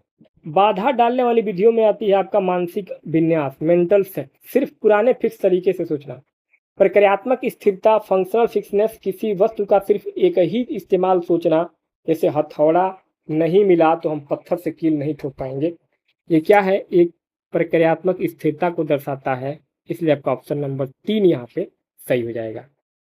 आगे 58 कह रहा था कि निम्नलिखित कथनों को ध्यानपूर्वक पढ़िए और सही विकल्प का चुनाव करिए। अभिकथन ए कह रहा है कि प्रेरणा मोटिवेशन विद्यार्थियों के अधिगम को बढ़ाने में महत्वपूर्ण भूमिका निभाती है, क्योंकि प्रेरित शिक्षार्थी अधिक ध्यान और सहभागिता दिखाते हैं। कारण आर दे रहा है कि प्रेरणा शिक्षार्थियों की रुचि और प्रयास को बढ़ाती है, जिससे वे सक्रिय रूप से जुड़ते हैं और स्वयं निगरानी कर पाते हैं। पहला है कि ए और आर दोनों सही है और आर ए की सही व्याख्या है। दूसरा है ए और आर दोनों सही है लेकिन आर ए की सही व्याख्या नहीं है। तीसरा ए सही है लेकिन आर गलत है, और चौथा है ए और आर दोनों गलत है। तो यहाँ आपका करेक्ट आंसर हो जाएगा पहला विकल्प, ऑप्शन नंबर फर्स्ट, ए और आर दोनों सही है और आर ए की सही व्याख्या कर रहा है। कैसे? क्योंकि अगर बच्चा मोटिवेटेड है, चाहे पास होने के लिए या किसी गिफ्ट के लिए, तो वह पढ़ाई में ज़्यादा ध्यान लगाएगा और ज़्यादा समय तक टिका भी रहेगा। तो ये आपका कथन जो है सही है। ऐसा इसलिए होता है क्योंकि मोटिवेशन से बच्चे की रुचि और मेहनत में अपने आप बढ़ जाती है। तो आर भी सही है, इसलिए आर सही है और ए का सही कारण भी बता रहा है, इसलिए आपका पहला विकल्प आपका सही हो जाएगा। आगे 59 कह रहा है 59 कि शिक्षक अच्छे प्रदर्शन के लिए छात्रों को स्टार और प्रमाण पत्र देता है।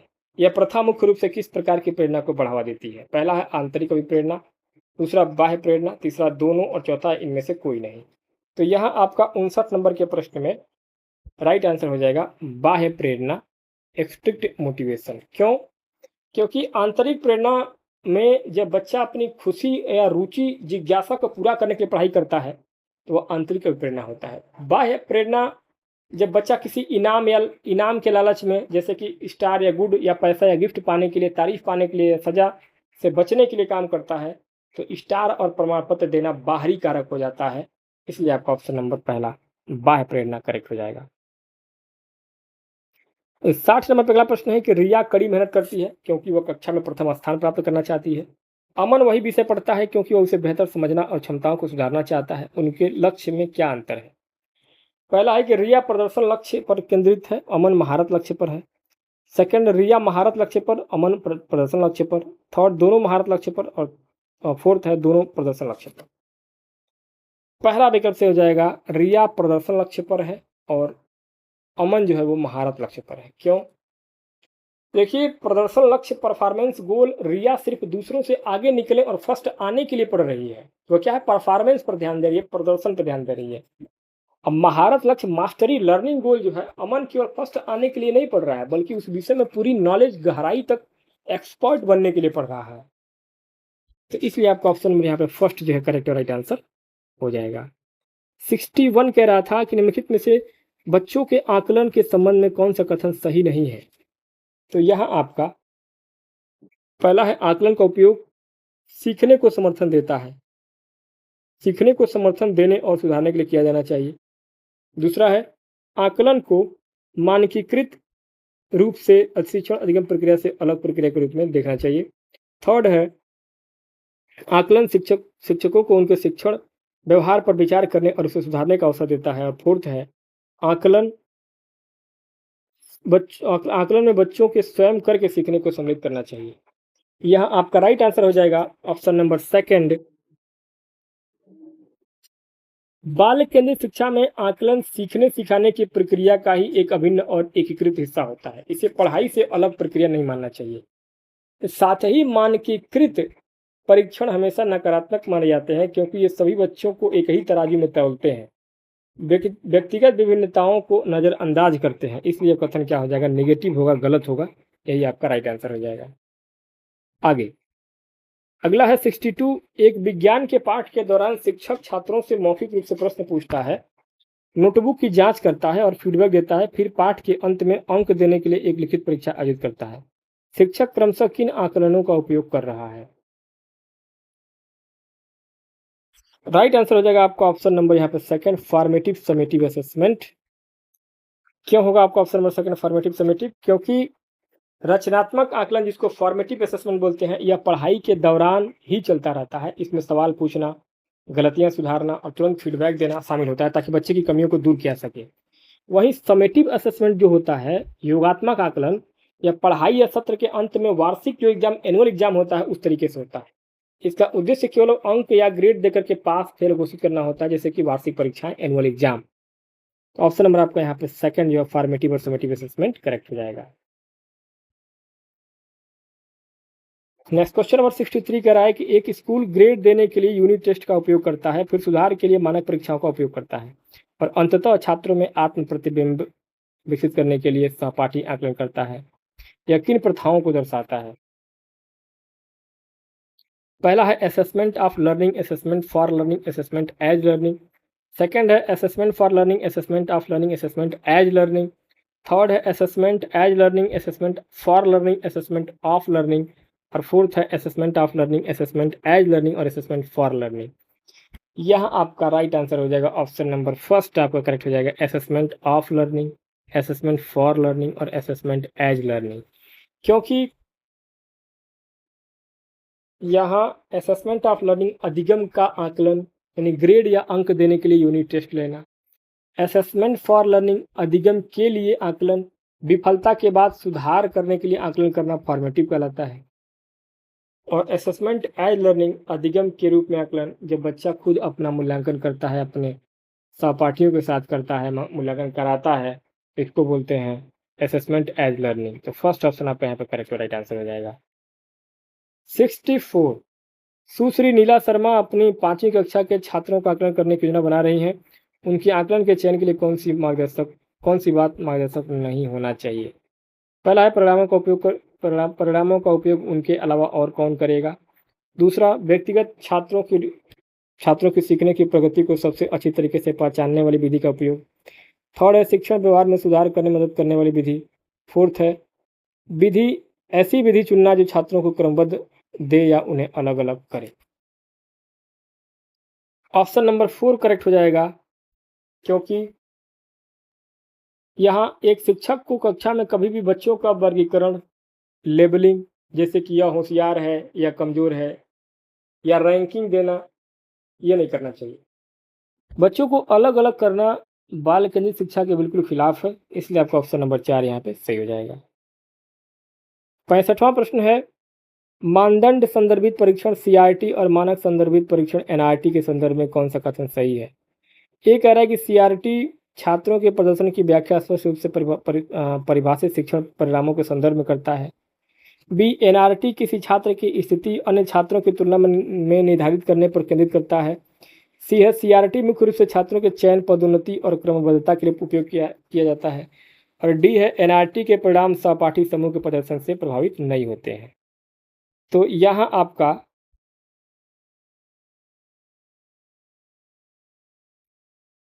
65 नंबर के प्रश्न में पहला विकल्प से हो जाएगा केवल ए और बी। केवल ए और बी क्यों होगा?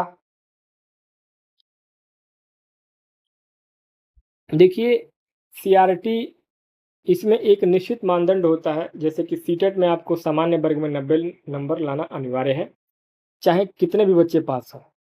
एनआरटी मतलब होता है norm reference test.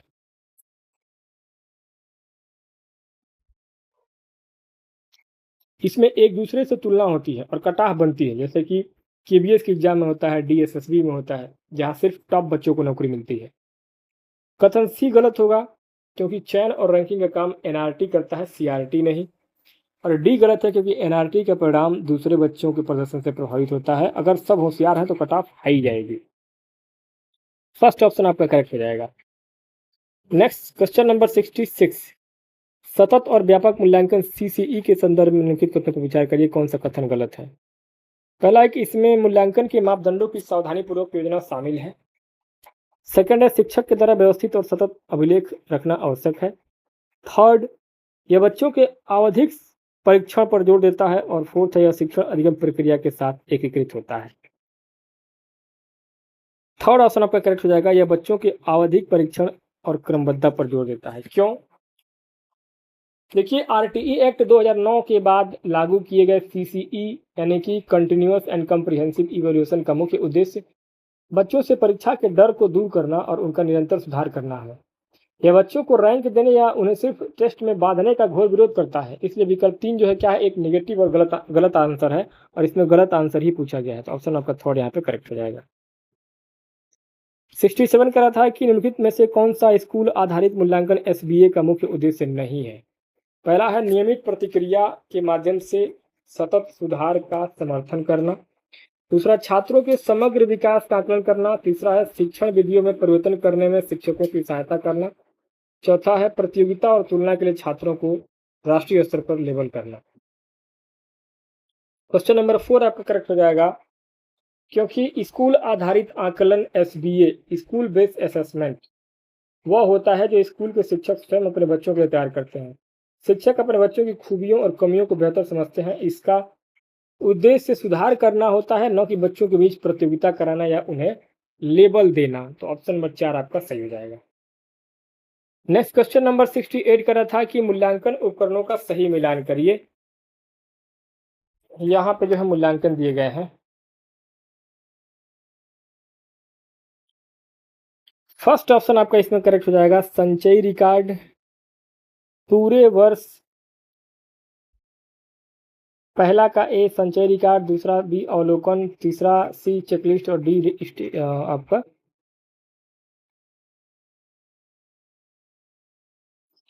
Rating scale. यहाँ आपका सही मिलान जो है राइट आंसर आपका ऑप्शन नंबर पहला यहाँ पे करेक्ट हो जाएगा। नेक्स्ट दोस्तों, आगे क्वेश्चन नंबर 69 कह रहा है कि जब बच्चे अपने कार्य में त्रुटियां एरर करते हैं तो शिक्षक को क्या करना चाहिए। पहला है, यह मानना चाहिए कि बच्चा बौद्धिक रूप से हीन है। दूसरा, यह मानना चाहिए कि शिक्षक की तैयारी में कमी है। तीसरा, बच्चों को निराश न करने के लिए त्रुटियों की अनदेखी करना चाहिए। और चौथा है, त्रुटियों का सावधानीपूर्वक विश्लेषण करना चाहिए और रचनात्मक चर्चा करनी चाहिए। यहाँ 69 में आपका करेक्ट आंसर हो जाएगा ऑप्शन नंबर 4, त्रुटियों का सावधानीपूर्वक विश्लेषण करना चाहिए और रचनात्मक चर्चा करनी चाहिए। क्यों? क्योंकि मनोविज्ञान के अनुसार बच्चों की गलतियां कोई बुरी चीज नहीं होती है, ये सीखने की प्रक्रिया का एक प्राकृतिक हिस्सा है। गलतियों से शिक्षकों को यह पता चलता है कि बच्चा किस तरीके से सोच रहा है और कहाँ गलती कर रहा है। उसकी गलती को पकड़ेंगे और उसकी गलती को सुधारने का प्रयास करेंगे, इसलिए उसको इग्नोर नहीं करना चाहिए। इसलिए आपका ऑप्शन नंबर यहाँ पे 4 करेक्ट और राइट आंसर हो जाएगा। नेक्स्ट आगे क्वेश्चन नंबर 70 नंबर पहला क्वेश्चन है कि कक्षा में दिव्यांग बच्चे और सामान्य बच्चे एक साथ पढ़ रहे हैं और शिक्षक यह सुनिश्चित करता है कि सभी को उनकी क्षमता के अनुसार अवसर और मदद मिले। यह किस शिक्षण प्रणाली का उदाहरण है। पहला है सामान्य शिक्षा, दूसरा विशेष शिक्षा, तीसरा समावेशी शिक्षा और चौथा है आपका एकीकृत शिक्षा। ऑप्शन नंबर 3 आपका करेक्ट हो जाएगा, समावेशी शिक्षा, इंक्लूसिव एजुकेशन। क्यों? क्योंकि समावेशी शिक्षा इंक्लूसिव एजुकेशन का मुख्य नारा है कि बिना किसी भेदभाव के सभी बच्चों को एक ही छत के नीचे समान शिक्षा मिले। इसमें सामान्य हो, दिव्यांग हो, किसी भी वर्ग के कोई भी विद्यार्थी हो, हर बच्चा एक साथ पढ़ता है और स्कूल शिक्षक बच्चे की जरूरत के अनुसार संसाधनों की व्यवस्था करते हैं। इसलिए आपका ऑप्शन नंबर 3 यहाँ पे समावेशी शिक्षा इंक्लूसिव एजुकेशन करेक्ट हो जाएगा। आगे क्वेश्चन नंबर 71 कह रहा है कि एकीकृत शिक्षा इंटीग्रेटेड और समावेशी शिक्षा इंक्लूसिव में मुख्य अंतर क्या है। पहला है, एकीकृत शिक्षा में बच्चे सामान्य कक्षा में आते हैं लेकिन पूर्ण समायोजन नहीं मिलता है, जबकि समावेशी शिक्षा में बच्चे की जरूरत के अनुसार सिस्टम पाठ्यक्रम बदला जाता है। दूसरा, समावेशी शिक्षा में बच्चे को सिस्टम के अनुसार ढलना पड़ता है। तीसरा, एकीकृत शिक्षा केवल होशियार बच्चों के लिए है और चौथा है, इन दोनों में कोई अंतर नहीं है। पहला ऑप्शन आपका करेक्ट हो जाएगा ऑप्शन नंबर 1, क्योंकि समावेशी शिक्षा इसमें एकीकृत क्या है दोस्तों? एकीकृत मतलब होता है इंटीग्रेटेड। इसमें एकीकृत इंटीग्रेटेड में बच्चा स्कूल तो आता है, लेकिन बच्चे को स्कूल के सिस्टम के हिसाब से एडजस्ट करना पड़ता है, कोई अतिरिक्त सुविधा नहीं दी जाती है। लेकिन वहीं समावेशी शिक्षा की बात करेंगे, इंक्लूसिव एजुकेशन का, तो इसमें जो है आपका स्कूल सिस्टम को बच्चे की ज़रूरत के हिसाब से बदलना पड़ता है, जैसे कि रैम बनवाना, ब्रेल लिपि लाना आदि, ये सब चीज़ें। तो ये जो है इसका सबसे बेहतरीन मॉडल होता है, इसलिए आपका ऑप्शन नंबर फर्स्ट यहाँ पे करेक्ट और राइट आंसर हो जाएगा। नेक्स्ट दोस्तों, आगे क्वेश्चन नंबर 72 कह रहा है 72 नंबर पे कि एक स्कूल में दिव्यांग बच्चों को पूरी तरीके से अलग कक्षा में रखा गया है और उन्हें सामान्य कक्षा में भाग लेने का मौका नहीं मिलता है। यह किस पद्धति को दर्शाता है? पहला है समावेशन, दूसरा एकीकरण, तीसरा बहिष्कार और चौथा है विशेष शिक्षा। तीसरा ऑप्शन सही हो जाएगा बहिष्कार, एक्सक्लूजन। क्यों? क्योंकि जैसा कि आप फोटो में देख पा रहे हैं दोस्तों, मैं इस वीडियो में सभी क्वेश्चन का आंसर जो है व्याख्यात्मक तरीके से मैंने ऑलरेडी स्लाइड में ही दे दिया है। तो ये पीडीएफ अगर चाहिए रहेगा तो आप लोग हमको टेलीग्राम पे मैसेज करिएगा, टेलीग्राम चैनल को हमारे ज्वाइन कर लीजिए, इसका लिंक आपको डिस्क्रिप्शन में मिल जाएगा और टेलीग्राम पे मैं आपको ये पीडीएफ दे दूंगा, ठीक है। तो यहाँ आपका 72 में राइट आंसर क्या हो जाएगा? बहिष्कार। क्योंकि जब किसी बच्चे को उसकी कमी या दिव्यांगता के कारण बाकियों से बिल्कुल अलग थलग कर दिया जाता है, यानी कि मेन स्ट्रीम से हटा दिया जाता है, तो इसे एक्सक्लूजन कहते हैं, बहिष्कार या पृथक्करण कहते हैं। और यह शिक्षा का सबसे नकारात्मक रूप है जिसे पूरी तरीके से खत्म किया जाना चाहिए, इसलिए आपका ऑप्शन नंबर यहाँ पर थर्ड बहिष्कार सही हो जाएगा। अगला है क्वेश्चन नंबर 73। अभिकथन ए कह रहा है कि एक समावेशी कक्षा विभेदी शिक्षण प्रदान नहीं करती है। कारण कह रहा है कि समावेशन समान अवसरों पर जोर देता है, इसलिए सभी छात्रों के लिए शिक्षण रणनीतियां समान होनी चाहिए। पहला कथन कह रहा है कि ए और आर दोनों सही है और आर ए की सही व्याख्या करता है। दूसरा है ए और आर दोनों सही है लेकिन आर ए की सही व्याख्या नहीं करता है। तीसरा है ए सही है लेकिन आर गलत है और चौथा है ए और आर दोनों गलत है। यह राइट आंसर हो जाएगा आपका ऑप्शन नंबर 4, ए और आर दोनों कथन गलत है। लेकिन क्यों गलत है? क्योंकि यहाँ जो है आपका समावेशी कक्षा में विभेदित शिक्षण, डिफरेंशिएटेड इंस्ट्रक्शन सबसे जरूरी होता है, क्योंकि हर बच्चे की क्षमता और ज़रूरत अलग होती है। कोई देख नहीं सकता है, कोई सुन नहीं सकता है, इसलिए टीचर को पढ़ाने के अलग अलग तरीके इस्तेमाल करने पड़ते हैं। सभी बच्चे को एक ही डंडे से हाँकना, जैसे कि समान शिक्षण रणनीति अपनाना, यह व्यक्तिगत विभिन्नता के खिलाफ माना जाता है, इसलिए आपका ऑप्शन नंबर 4 यहाँ पे ए और आर दोनों कथन आपका गलत हो जाएगा। क्वेश्चन नंबर 74 कह रहा था कि स्कूल प्रशासन सोच रहा है कि सभी दिव्यांग छात्रों को अलग कक्षा में रखें ताकि सिलेबस जल्दी पूरा हो सके। इस नीति का मुख्य नकारात्मक प्रभाव क्या होगा? पहला, बच्चों का सहयोग बढ़ेगा। दूसरा, सामाजिक अलगाव और आत्मसम्मान में कमी आएगी। दूसरा है परीक्षा परिणाम बेहतर होंगे। तीसरा, शिक्षकों का काम आसान होगा। ऑप्शन नंबर 2 से हो जाएगा सामाजिक अलगाव और आत्मसम्मान में कमी होगा। क्यों? क्योंकि अगर दिव्यांग बच्चों को अलग कक्षा में बैठा दिया जाएगा तो उनके मन में हीन भावना आ जाएगी, उनका आत्मसम्मान गिर जाएगा, वे बाकियों जैसे अपने आप को नहीं महसूस करेंगे, अब वे समाज से दूर हो जाएंगे, कट जाएंगे, क्योंकि वे सामान्य बच्चों के साथ घुल मिल नहीं पाएंगे। इसलिए आपका ऑप्शन नंबर यहाँ पर 2 करेक्ट और राइट आंसर हो जाएगा। 75 कह रहा है कि अधिगम अक्षमता के संदर्भ में कौन सा कथन सही है? पहला है अधिगम अक्षमता वाले सभी छात्र एक समान होते हैं। दूसरा, केवल मानकीकृत परीक्षाओं से ही प्रगति जांची जानी चाहिए। तीसरा, शिक्षक केंद्रित पद्धति इनके लिए सबसे प्रभावी है। और चौथा है अधिगम अक्षमता पर मस्तिष्क संबंधी और पर्यावरणीय दोनों कारकों का प्रभाव होता है। ऑप्शन नंबर आपका 4 यहाँ पे करेक्ट राइट आंसर हो जाएगा। क्यों? क्योंकि डिस्लेक्सिया, डिस्ग्राफिया या ऑटिज्म, इन सब जैसी अधिगम अक्षमताएं न्यूरो डेवलपमेंटल मस्तिष्क या नाड़ी तंत्र से जुड़ी होती हैं, जो जन्मजात आनुवंशिक भी हो सकती हैं और इसके साथ साथ इन्हें पर्यावरण भी प्रभावित करता है। सभी छात्र एक जैसे नहीं होते हैं, किसी को पढ़ने में दिक्कत है तो किसी को गणित में दिक्कत है, इसलिए एक समान रणनीति सभी लोगों को काम नहीं आएगी, इसलिए आपका ऑप्शन नंबर 4 यहाँ पे सही हो जाएगा। 76 कह रहा है कि प्रीति व्यवहारात्मक क्रियाओं को बार बार दोहराती है और समाज लोगों से बातचीत या आंख मिलाने में असमर्थ है। यह किस दिव्यांगता की पहचान है? पहला है डिस्लेक्सिया, दूसरा है आपका एडीएचडी, तीसरा है आपका ऑटिज्म स्पेक्ट्रम डिसऑर्डर और चौथा है आपका सेरेब्रल पॉल्सी। यहाँ आपका राइट आंसर हो जाएगा ऑप्शन नंबर 3, ऑटिज्म या स्पेक्ट्रम डिसऑर्डर, स्वलीनता। देखिए, स्वलीनता से ग्रसित बच्चे स्व यानी खुद में लीन होते हैं। इनकी 2 सबसे बड़ी विशेषताएं होती हैं। सामाजिक संवाद में कमी होगा, लैक ऑफ सोशल कम्युनिकेशन, वे दूसरों से घुलते मिलते नहीं दिखाई देंगे, नजरें वो नहीं मिला पाएंगे, आई कांटेक्ट उनका नहीं हो पाएगा और अपनी भावनाएं व्यक्त नहीं कर पाएंगे। वहीं व्यवहार दोहराना, रिपीटेटिव बिहेवियर, वे हमेशा एक ही जैसा काम करना पसंद करेंगे, जैसे कि बार बार गाड़ी चलाना, बार बार पैर हिलाना, हाथ हिलाना।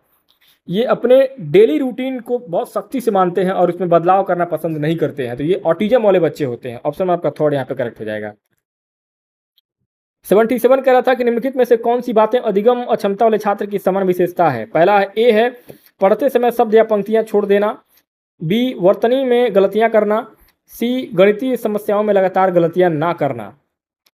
तो यहाँ आपका ऑप्शन नंबर थर्ड से हो जाएगा ए और बी, क्योंकि ए इसलिए सही है क्योंकि पढ़ते समय जब शब्द छोड़ देता है या बच्चा उल्टा पढ़ता है तो इसको डिस्लेक्सिया का लक्षण मानते हैं, यानी कि यह अधिगम अक्षमता की समान विशेषता है। और बी जो है, बी इसलिए सही है क्योंकि स्पेलिंग गलत लिखना या गंदी हैंडराइटिंग को डिस्ग्राफिया का लक्षण कहते हैं। और सी इसलिए गलत है क्योंकि विकल्प में लिखा गया है कि गलतियां न करना, जबकि अधिगम अक्षमता जैसे कि डिस्कैलकुलिया वाला बच्चा गणित में लगातार गलतियां करता है। ठीक है, तो यह आपका ऑप्शन नंबर थर्ड ए और बी करेक्ट राइट आंसर हो जाएगा। नेक्स्ट 78 कह रहा था कि दिव्यांगता और सहायक तकनीकी का कौन सा मिलान सही है। ए कह रहा है सुनने में कठिनाई साइन लैंग्वेज, बी देखने में कठिनाई स्पर्श सामग्री, सी गतिशीलता में कठिनाई व्हील चेयर। यहाँ 78 में आपका ऑप्शन नंबर 4 सही हो जाएगा। ए बी और सी तीनों आंसर आपका सही हो जाएगा, सुनने में, देखने में और गतिशीलता में। क्योंकि एक समावेशी कक्षा में शिक्षकों को बच्चों की अक्षमता के अनुसार सहायक उपकरण देने चाहिए। जो सुन नहीं सकता है, बधिर है, उसे इशारों की भाषा साइन लैंग्वेज से पढ़ाया जाए। जो देख नहीं सकता है, दृष्टिबाधित है, उसे छू करके महसूस करने वाली किताबें यानी कि ब्रेल लिपि या ऑडियो बुक्स दिया जाए। जो चल फिर नहीं सकता है, लोकोमोटर है, उसे व्हील चेयर, रैंप या स्टैंडिंग फ्रेम दिया जाए। 79 कह रहा था कि एक बच्चा निर्देशों को समझने में कठिनाई महसूस कर रहा है और अपने विचार स्पष्ट रूप से बोलकर व्यक्त नहीं कर पा रहा है। उसकी गणितीय और लिखने की क्षमता सामान्य है, उसे क्या समस्या है। तो यह आपका इसको है डिस्फेजिया, ऑप्शन नंबर आपका 4 यहाँ पे करेक्ट होगा, डिस्फेजिया। क्योंकि डिस्फेजिया क्या है, जब बच्चे भाषा को समझने और बोलकर अपने विचार व्यक्त करने में दिक्कत आती है, हकलाता है, शब्द भूल जाता है, तो उसे मनोविज्ञान में डिस्फेजिया या अफेजिया कहा जाता है। ठीक है, एक भाषा संबंधी विकार है आपका डिस्फेजिया, जिसमें बच्चे को निर्देश समझने, बोलने या विचारों को शब्दों में व्यक्त करने में कठिनाई होती है। इसलिए आपका ऑप्शन नंबर 4 डिस्फेजिया सही हो जाएगा। 80 नंबर पर अगला क्वेश्चन है कि आर्यन व्हील चेयर का उपयोग करता है, उसके सफल समावेशन में कौन सी व्यवस्था बाधा उत्पन्न करेगी जिसे टाला जाना चाहिए। यहां परिसर में रैंप और लिफ्ट की सुविधा देना नहीं, भौतिक और शैक्षिक अनुकूलन करना, कक्षा में, तीसरा है कक्षा में उचित बैठने की व्यवस्था। ऑप्शन नंबर 4 कक्षा, पुस्तकालय और विज्ञान प्रयोगशाला को ऊपरी मंजिल पर रखना आपका राइट आंसर हो जाएगा, ऑप्शन नंबर 4। क्यों? क्योंकि आर्यन व्हील चेयर पर है, लोकोमोटर डिसेबिलिटी है उसको, और ऐसे बच्चे के लिए सबसे बड़ी बाधा सीढ़ियों पर चढ़ना होता है। अगर स्कूल की लाइब्रेरी या लैब ऊपरी मंजिल पर होगी और लिफ्ट नहीं होगा तो वह वहाँ पर जा नहीं पाएगा। और एक समावेशी स्कूल को हमेशा ऐसे बच्चों की कक्षाएं ग्राउंड फ्लोर पर ही रखनी चाहिए, इसलिए आपका ऑप्शन नंबर 4 यहाँ पे करेक्ट और राइट आंसर हो जाएगा। आगे 81 नंबर पर अगला प्रश्न है कि समावेशी शिक्षा के अंतर्गत कौन सा युग में दिव्यांगता और उपयुक्त सहायक व्यवस्था का सही मिलान है। पहला विकल्प से हो जाएगा ADHD, छोटे छोटे कार्य देना और बार बार विराम देना। क्यों? क्योंकि ADHD वाले बच्चे का ध्यान, अटेंशन बहुत जल्दी भटकता है, वह बहुत ज़्यादा एक्टिव रहता है। ऐसे बच्चे को एक साथ बड़ा काम देने के बजाय काम को छोटे छोटे टुकड़ों में बांट कर देना चाहिए और बीच बीच में ब्रेक देना चाहिए ताकि यह बिल्कुल सही मिलान कर पाए। इसलिए आपका ऑप्शन नंबर 4 यहाँ पे, सॉरी ऑप्शन नंबर फर्स्ट आपका यहाँ पे करेक्ट और राइट आंसर हो जाएगा। आगे 82 करा था 82 कि एक शिक्षिका अपनी कक्षा में विद्यार्थियों के लिए सीखने का अनुकूलन और प्रेरक वातावरण बनाना चाहती है, सबसे उपयुक्त तरीका क्या होगा। पहला है कि उन्हें सख्त पाठ्यक्रम का पालन करने के लिए मजबूर करना, दूसरा बच्चे से परामर्श किए बिना निर्णय लेना, तीसरा है केवल मानकीकृत आकलन करना, और चौथा विकल्प से हो जाएगा पाठ्यक्रम में उपयुक्त और यथोचित समायोजन करना ताकि वे सक्रिय रूप से सीख सकें। क्योंकि बाल केंद्रित शिक्षा का नियम है कि बच्चे के लिए सिस्टम को बदलो, सिस्टम के लिए बच्चे को नहीं बदलना है। इसलिए पाठ्यक्रम सख्त नहीं बल्कि लचीला होना चाहिए। शिक्षिका को पाठ्यक्रम में ऐसे यथोचित समायोजन करने चाहिए जो बच्चे की अक्षमता के अनुकूल हो। इसलिए आपका ऑप्शन नंबर 4 यहाँ पे सही हो जाएगा। आगे 73 कह रहा है कि अधिगम की विशेषताओं के संदर्भ में कौन सा कथन सही है। ए है कि अधिगम लक्ष्य निर्देशित होता है, बी अधिगम से व्यवहार में अपेक्षाकृत अस्थायी परिवर्तन आता है, सी अधिगम एक निष्क्रिय प्रक्रिया है, और डी है अधिगम सामाजिक अंतःक्रिया से प्रभावित होता है। यहाँ 83 में आपका ऑप्शन नंबर थर्ड से हो जाएगा ABD, क्योंकि ए सही है कि हम कुछ भी बिना लक्ष्य के नहीं सीखते, जैसे कि सीटेट पास करना क्या है, एक लक्ष्य है। बी इसलिए सही है क्योंकि सीखने के बाद हमारे व्यवहार में जो बदलाव आता है वो लंबे समय तक अस्थायी रहता है। और डी सही है क्योंकि हम समाज और लोगों से बातचीत करके बहुत कुछ सीखते हैं। और सी इसलिए गलत है क्योंकि अधिगम एक सक्रिय प्रक्रिया है, बच्चा निष्क्रिय बैठ करके नहीं सीख सकता है। इसलिए आपका ऑप्शन नंबर थर्ड यहाँ पे ABD करेक्ट हो जाएगा। 84 कह रहा है कि निम्नलिखित में से कौन से कारक सीखने को प्रभावित करते हैं। पहला विद्यार्थियों की प्रेरणा, दूसरा विद्यार्थियों का परिपक्वता स्तर, तीसरा शिक्षक की रणनीतियाँ, और चौथा है आपका उपयुक्त सभी। ऑप्शन नंबर आपका 4 सही हो जाएगा, उपयुक्त सभी।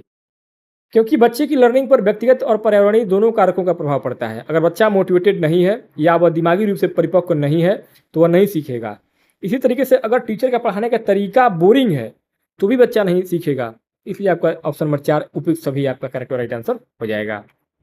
आगे 85 कह रहा था कि एक शिक्षक छात्र को पूर्व रिकॉर्ड किया हुआ व्याख्यान रिकॉर्डेड लेक्चर देता है जिसे छात्र अपनी गति और समय के अनुसार कभी भी देख सकता है। यह किस प्रकार के अधिगम को दर्शाता है।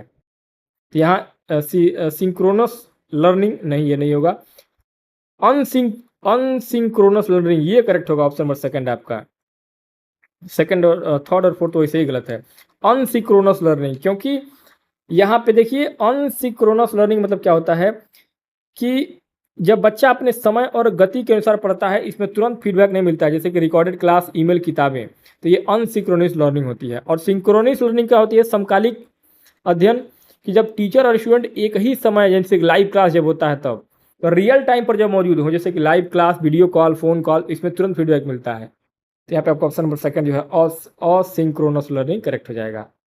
आगे 86 कह रहा है कि universal design for learning UDL जो बाल केंद्रित शिक्षा का समर्थन करता है, निम्नलिखित में से किस पर जोर नहीं देता है। पहला, शिक्षार्थियों की रुचियों से सीखने को जोड़ना, दूसरा शिक्षार्थियों की उनकी क्षमताओं के आधार पर वर्गीकृत करना और लेबल देना, तीसरा अनेक तरीके उपलब्ध कराना, चौथा अभिव्यक्त करने के अलग अलग विकल्प प्रदान करना। यहाँ 86 में आपका ऑप्शन नंबर 2 सही हो जाएगा, शिक्षार्थियों को उनकी क्षमताओं के आधार पर वर्गीकृत करना और लेबल देना। क्योंकि UDL जो है, UDL universal design for learning एक ऐसा ढांचा है जो यह सुनिश्चित करता है कि पाठ्यक्रम सभी बच्चों के लिए, चाहे वो कैसे भी हो, उनकी पहुंच में हो, यानी कि हर बच्चे तक ये पाठ्यक्रम पहुंच जाए।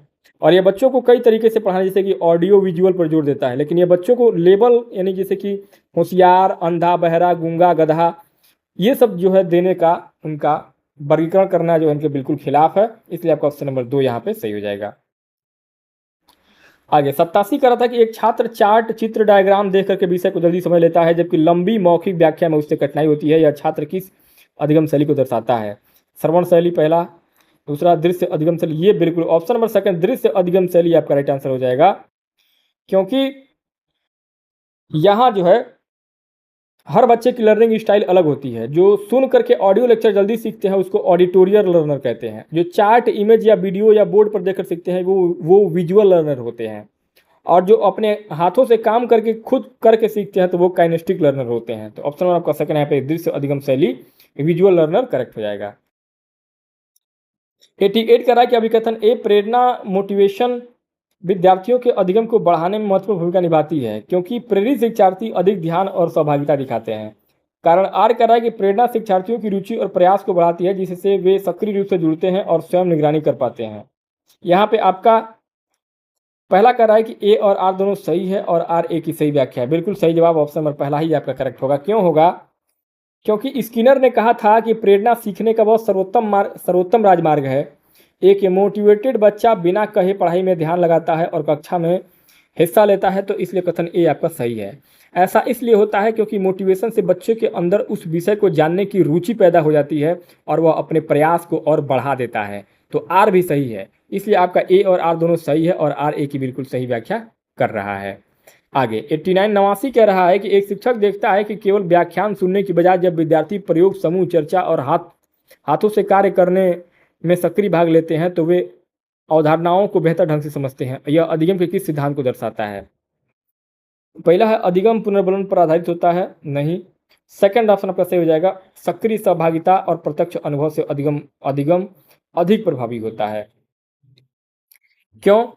क्योंकि यह रचनावाद कंस्ट्रक्टिविज्म का मूल मंत्र है। जॉन डीवी प्रगतिशील शिक्षा के जनक लर्निंग बाय डूइंग पर जोर दिया करते थे कि जब बच्चा खुद प्रयोग करता है और चर्चा में भाग लेता है, यानी कि सक्रिय सहभागिता करता है, तो वह रटने यानी कि लेक्चर की तुलना में बहुत बेहतर और स्थायी रूप से सीखता है। इसलिए आपका ऑप्शन नंबर सेकंड यहाँ पे सही हो जाएगा।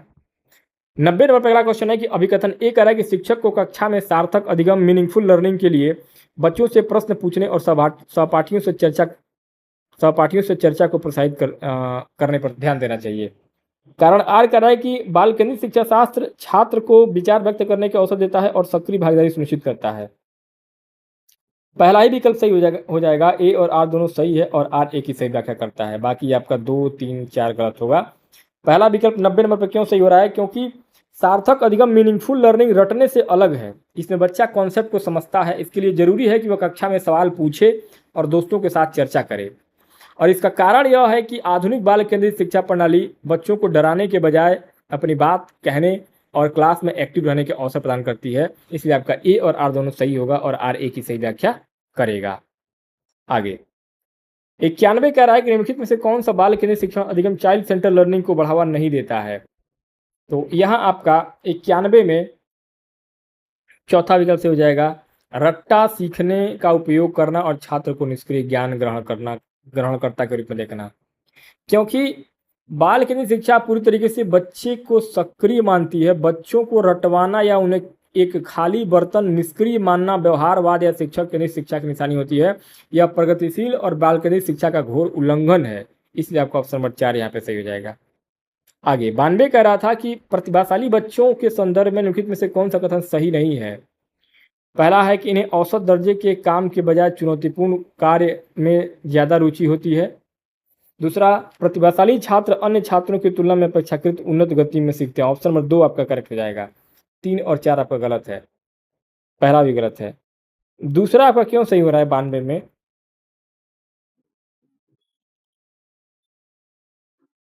क्योंकि प्रतिभाशाली जो बच्चे होते हैं, गिफ्टेड चिल्ड्रन जो होते हैं, उनका आईक्यू जो होता है ना वो 140 प्लस होता है।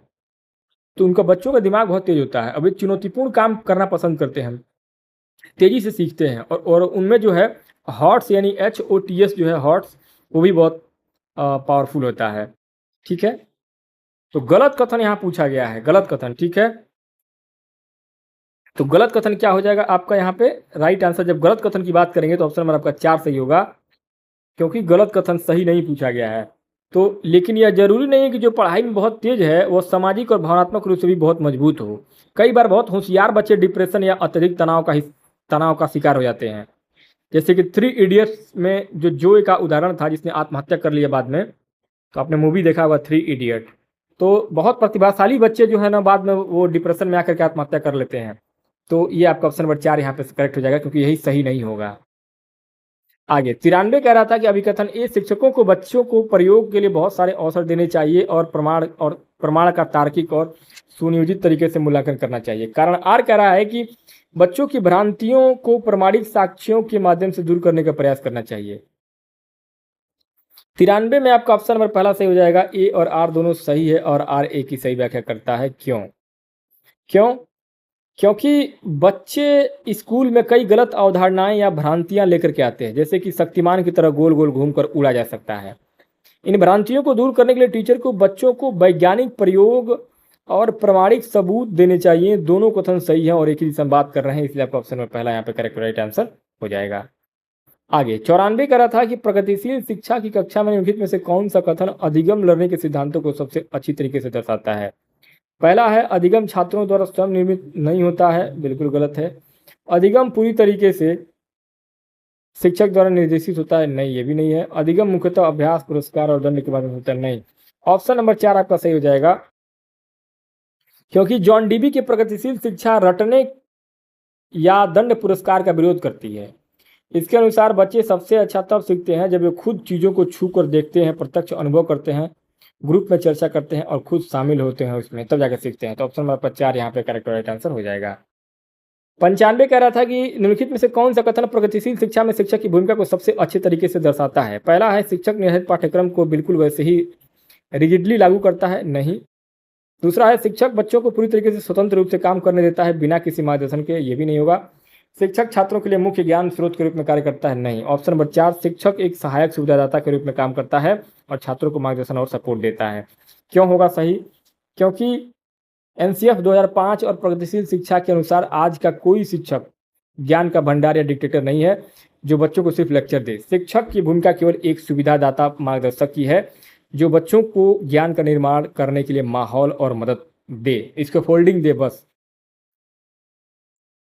96 कह रहा था कि रोहन अपनी परीक्षा में फेल हो जाता है और सोचता है कि मैं फेल हुआ क्योंकि मेरी क्षमता नहीं है।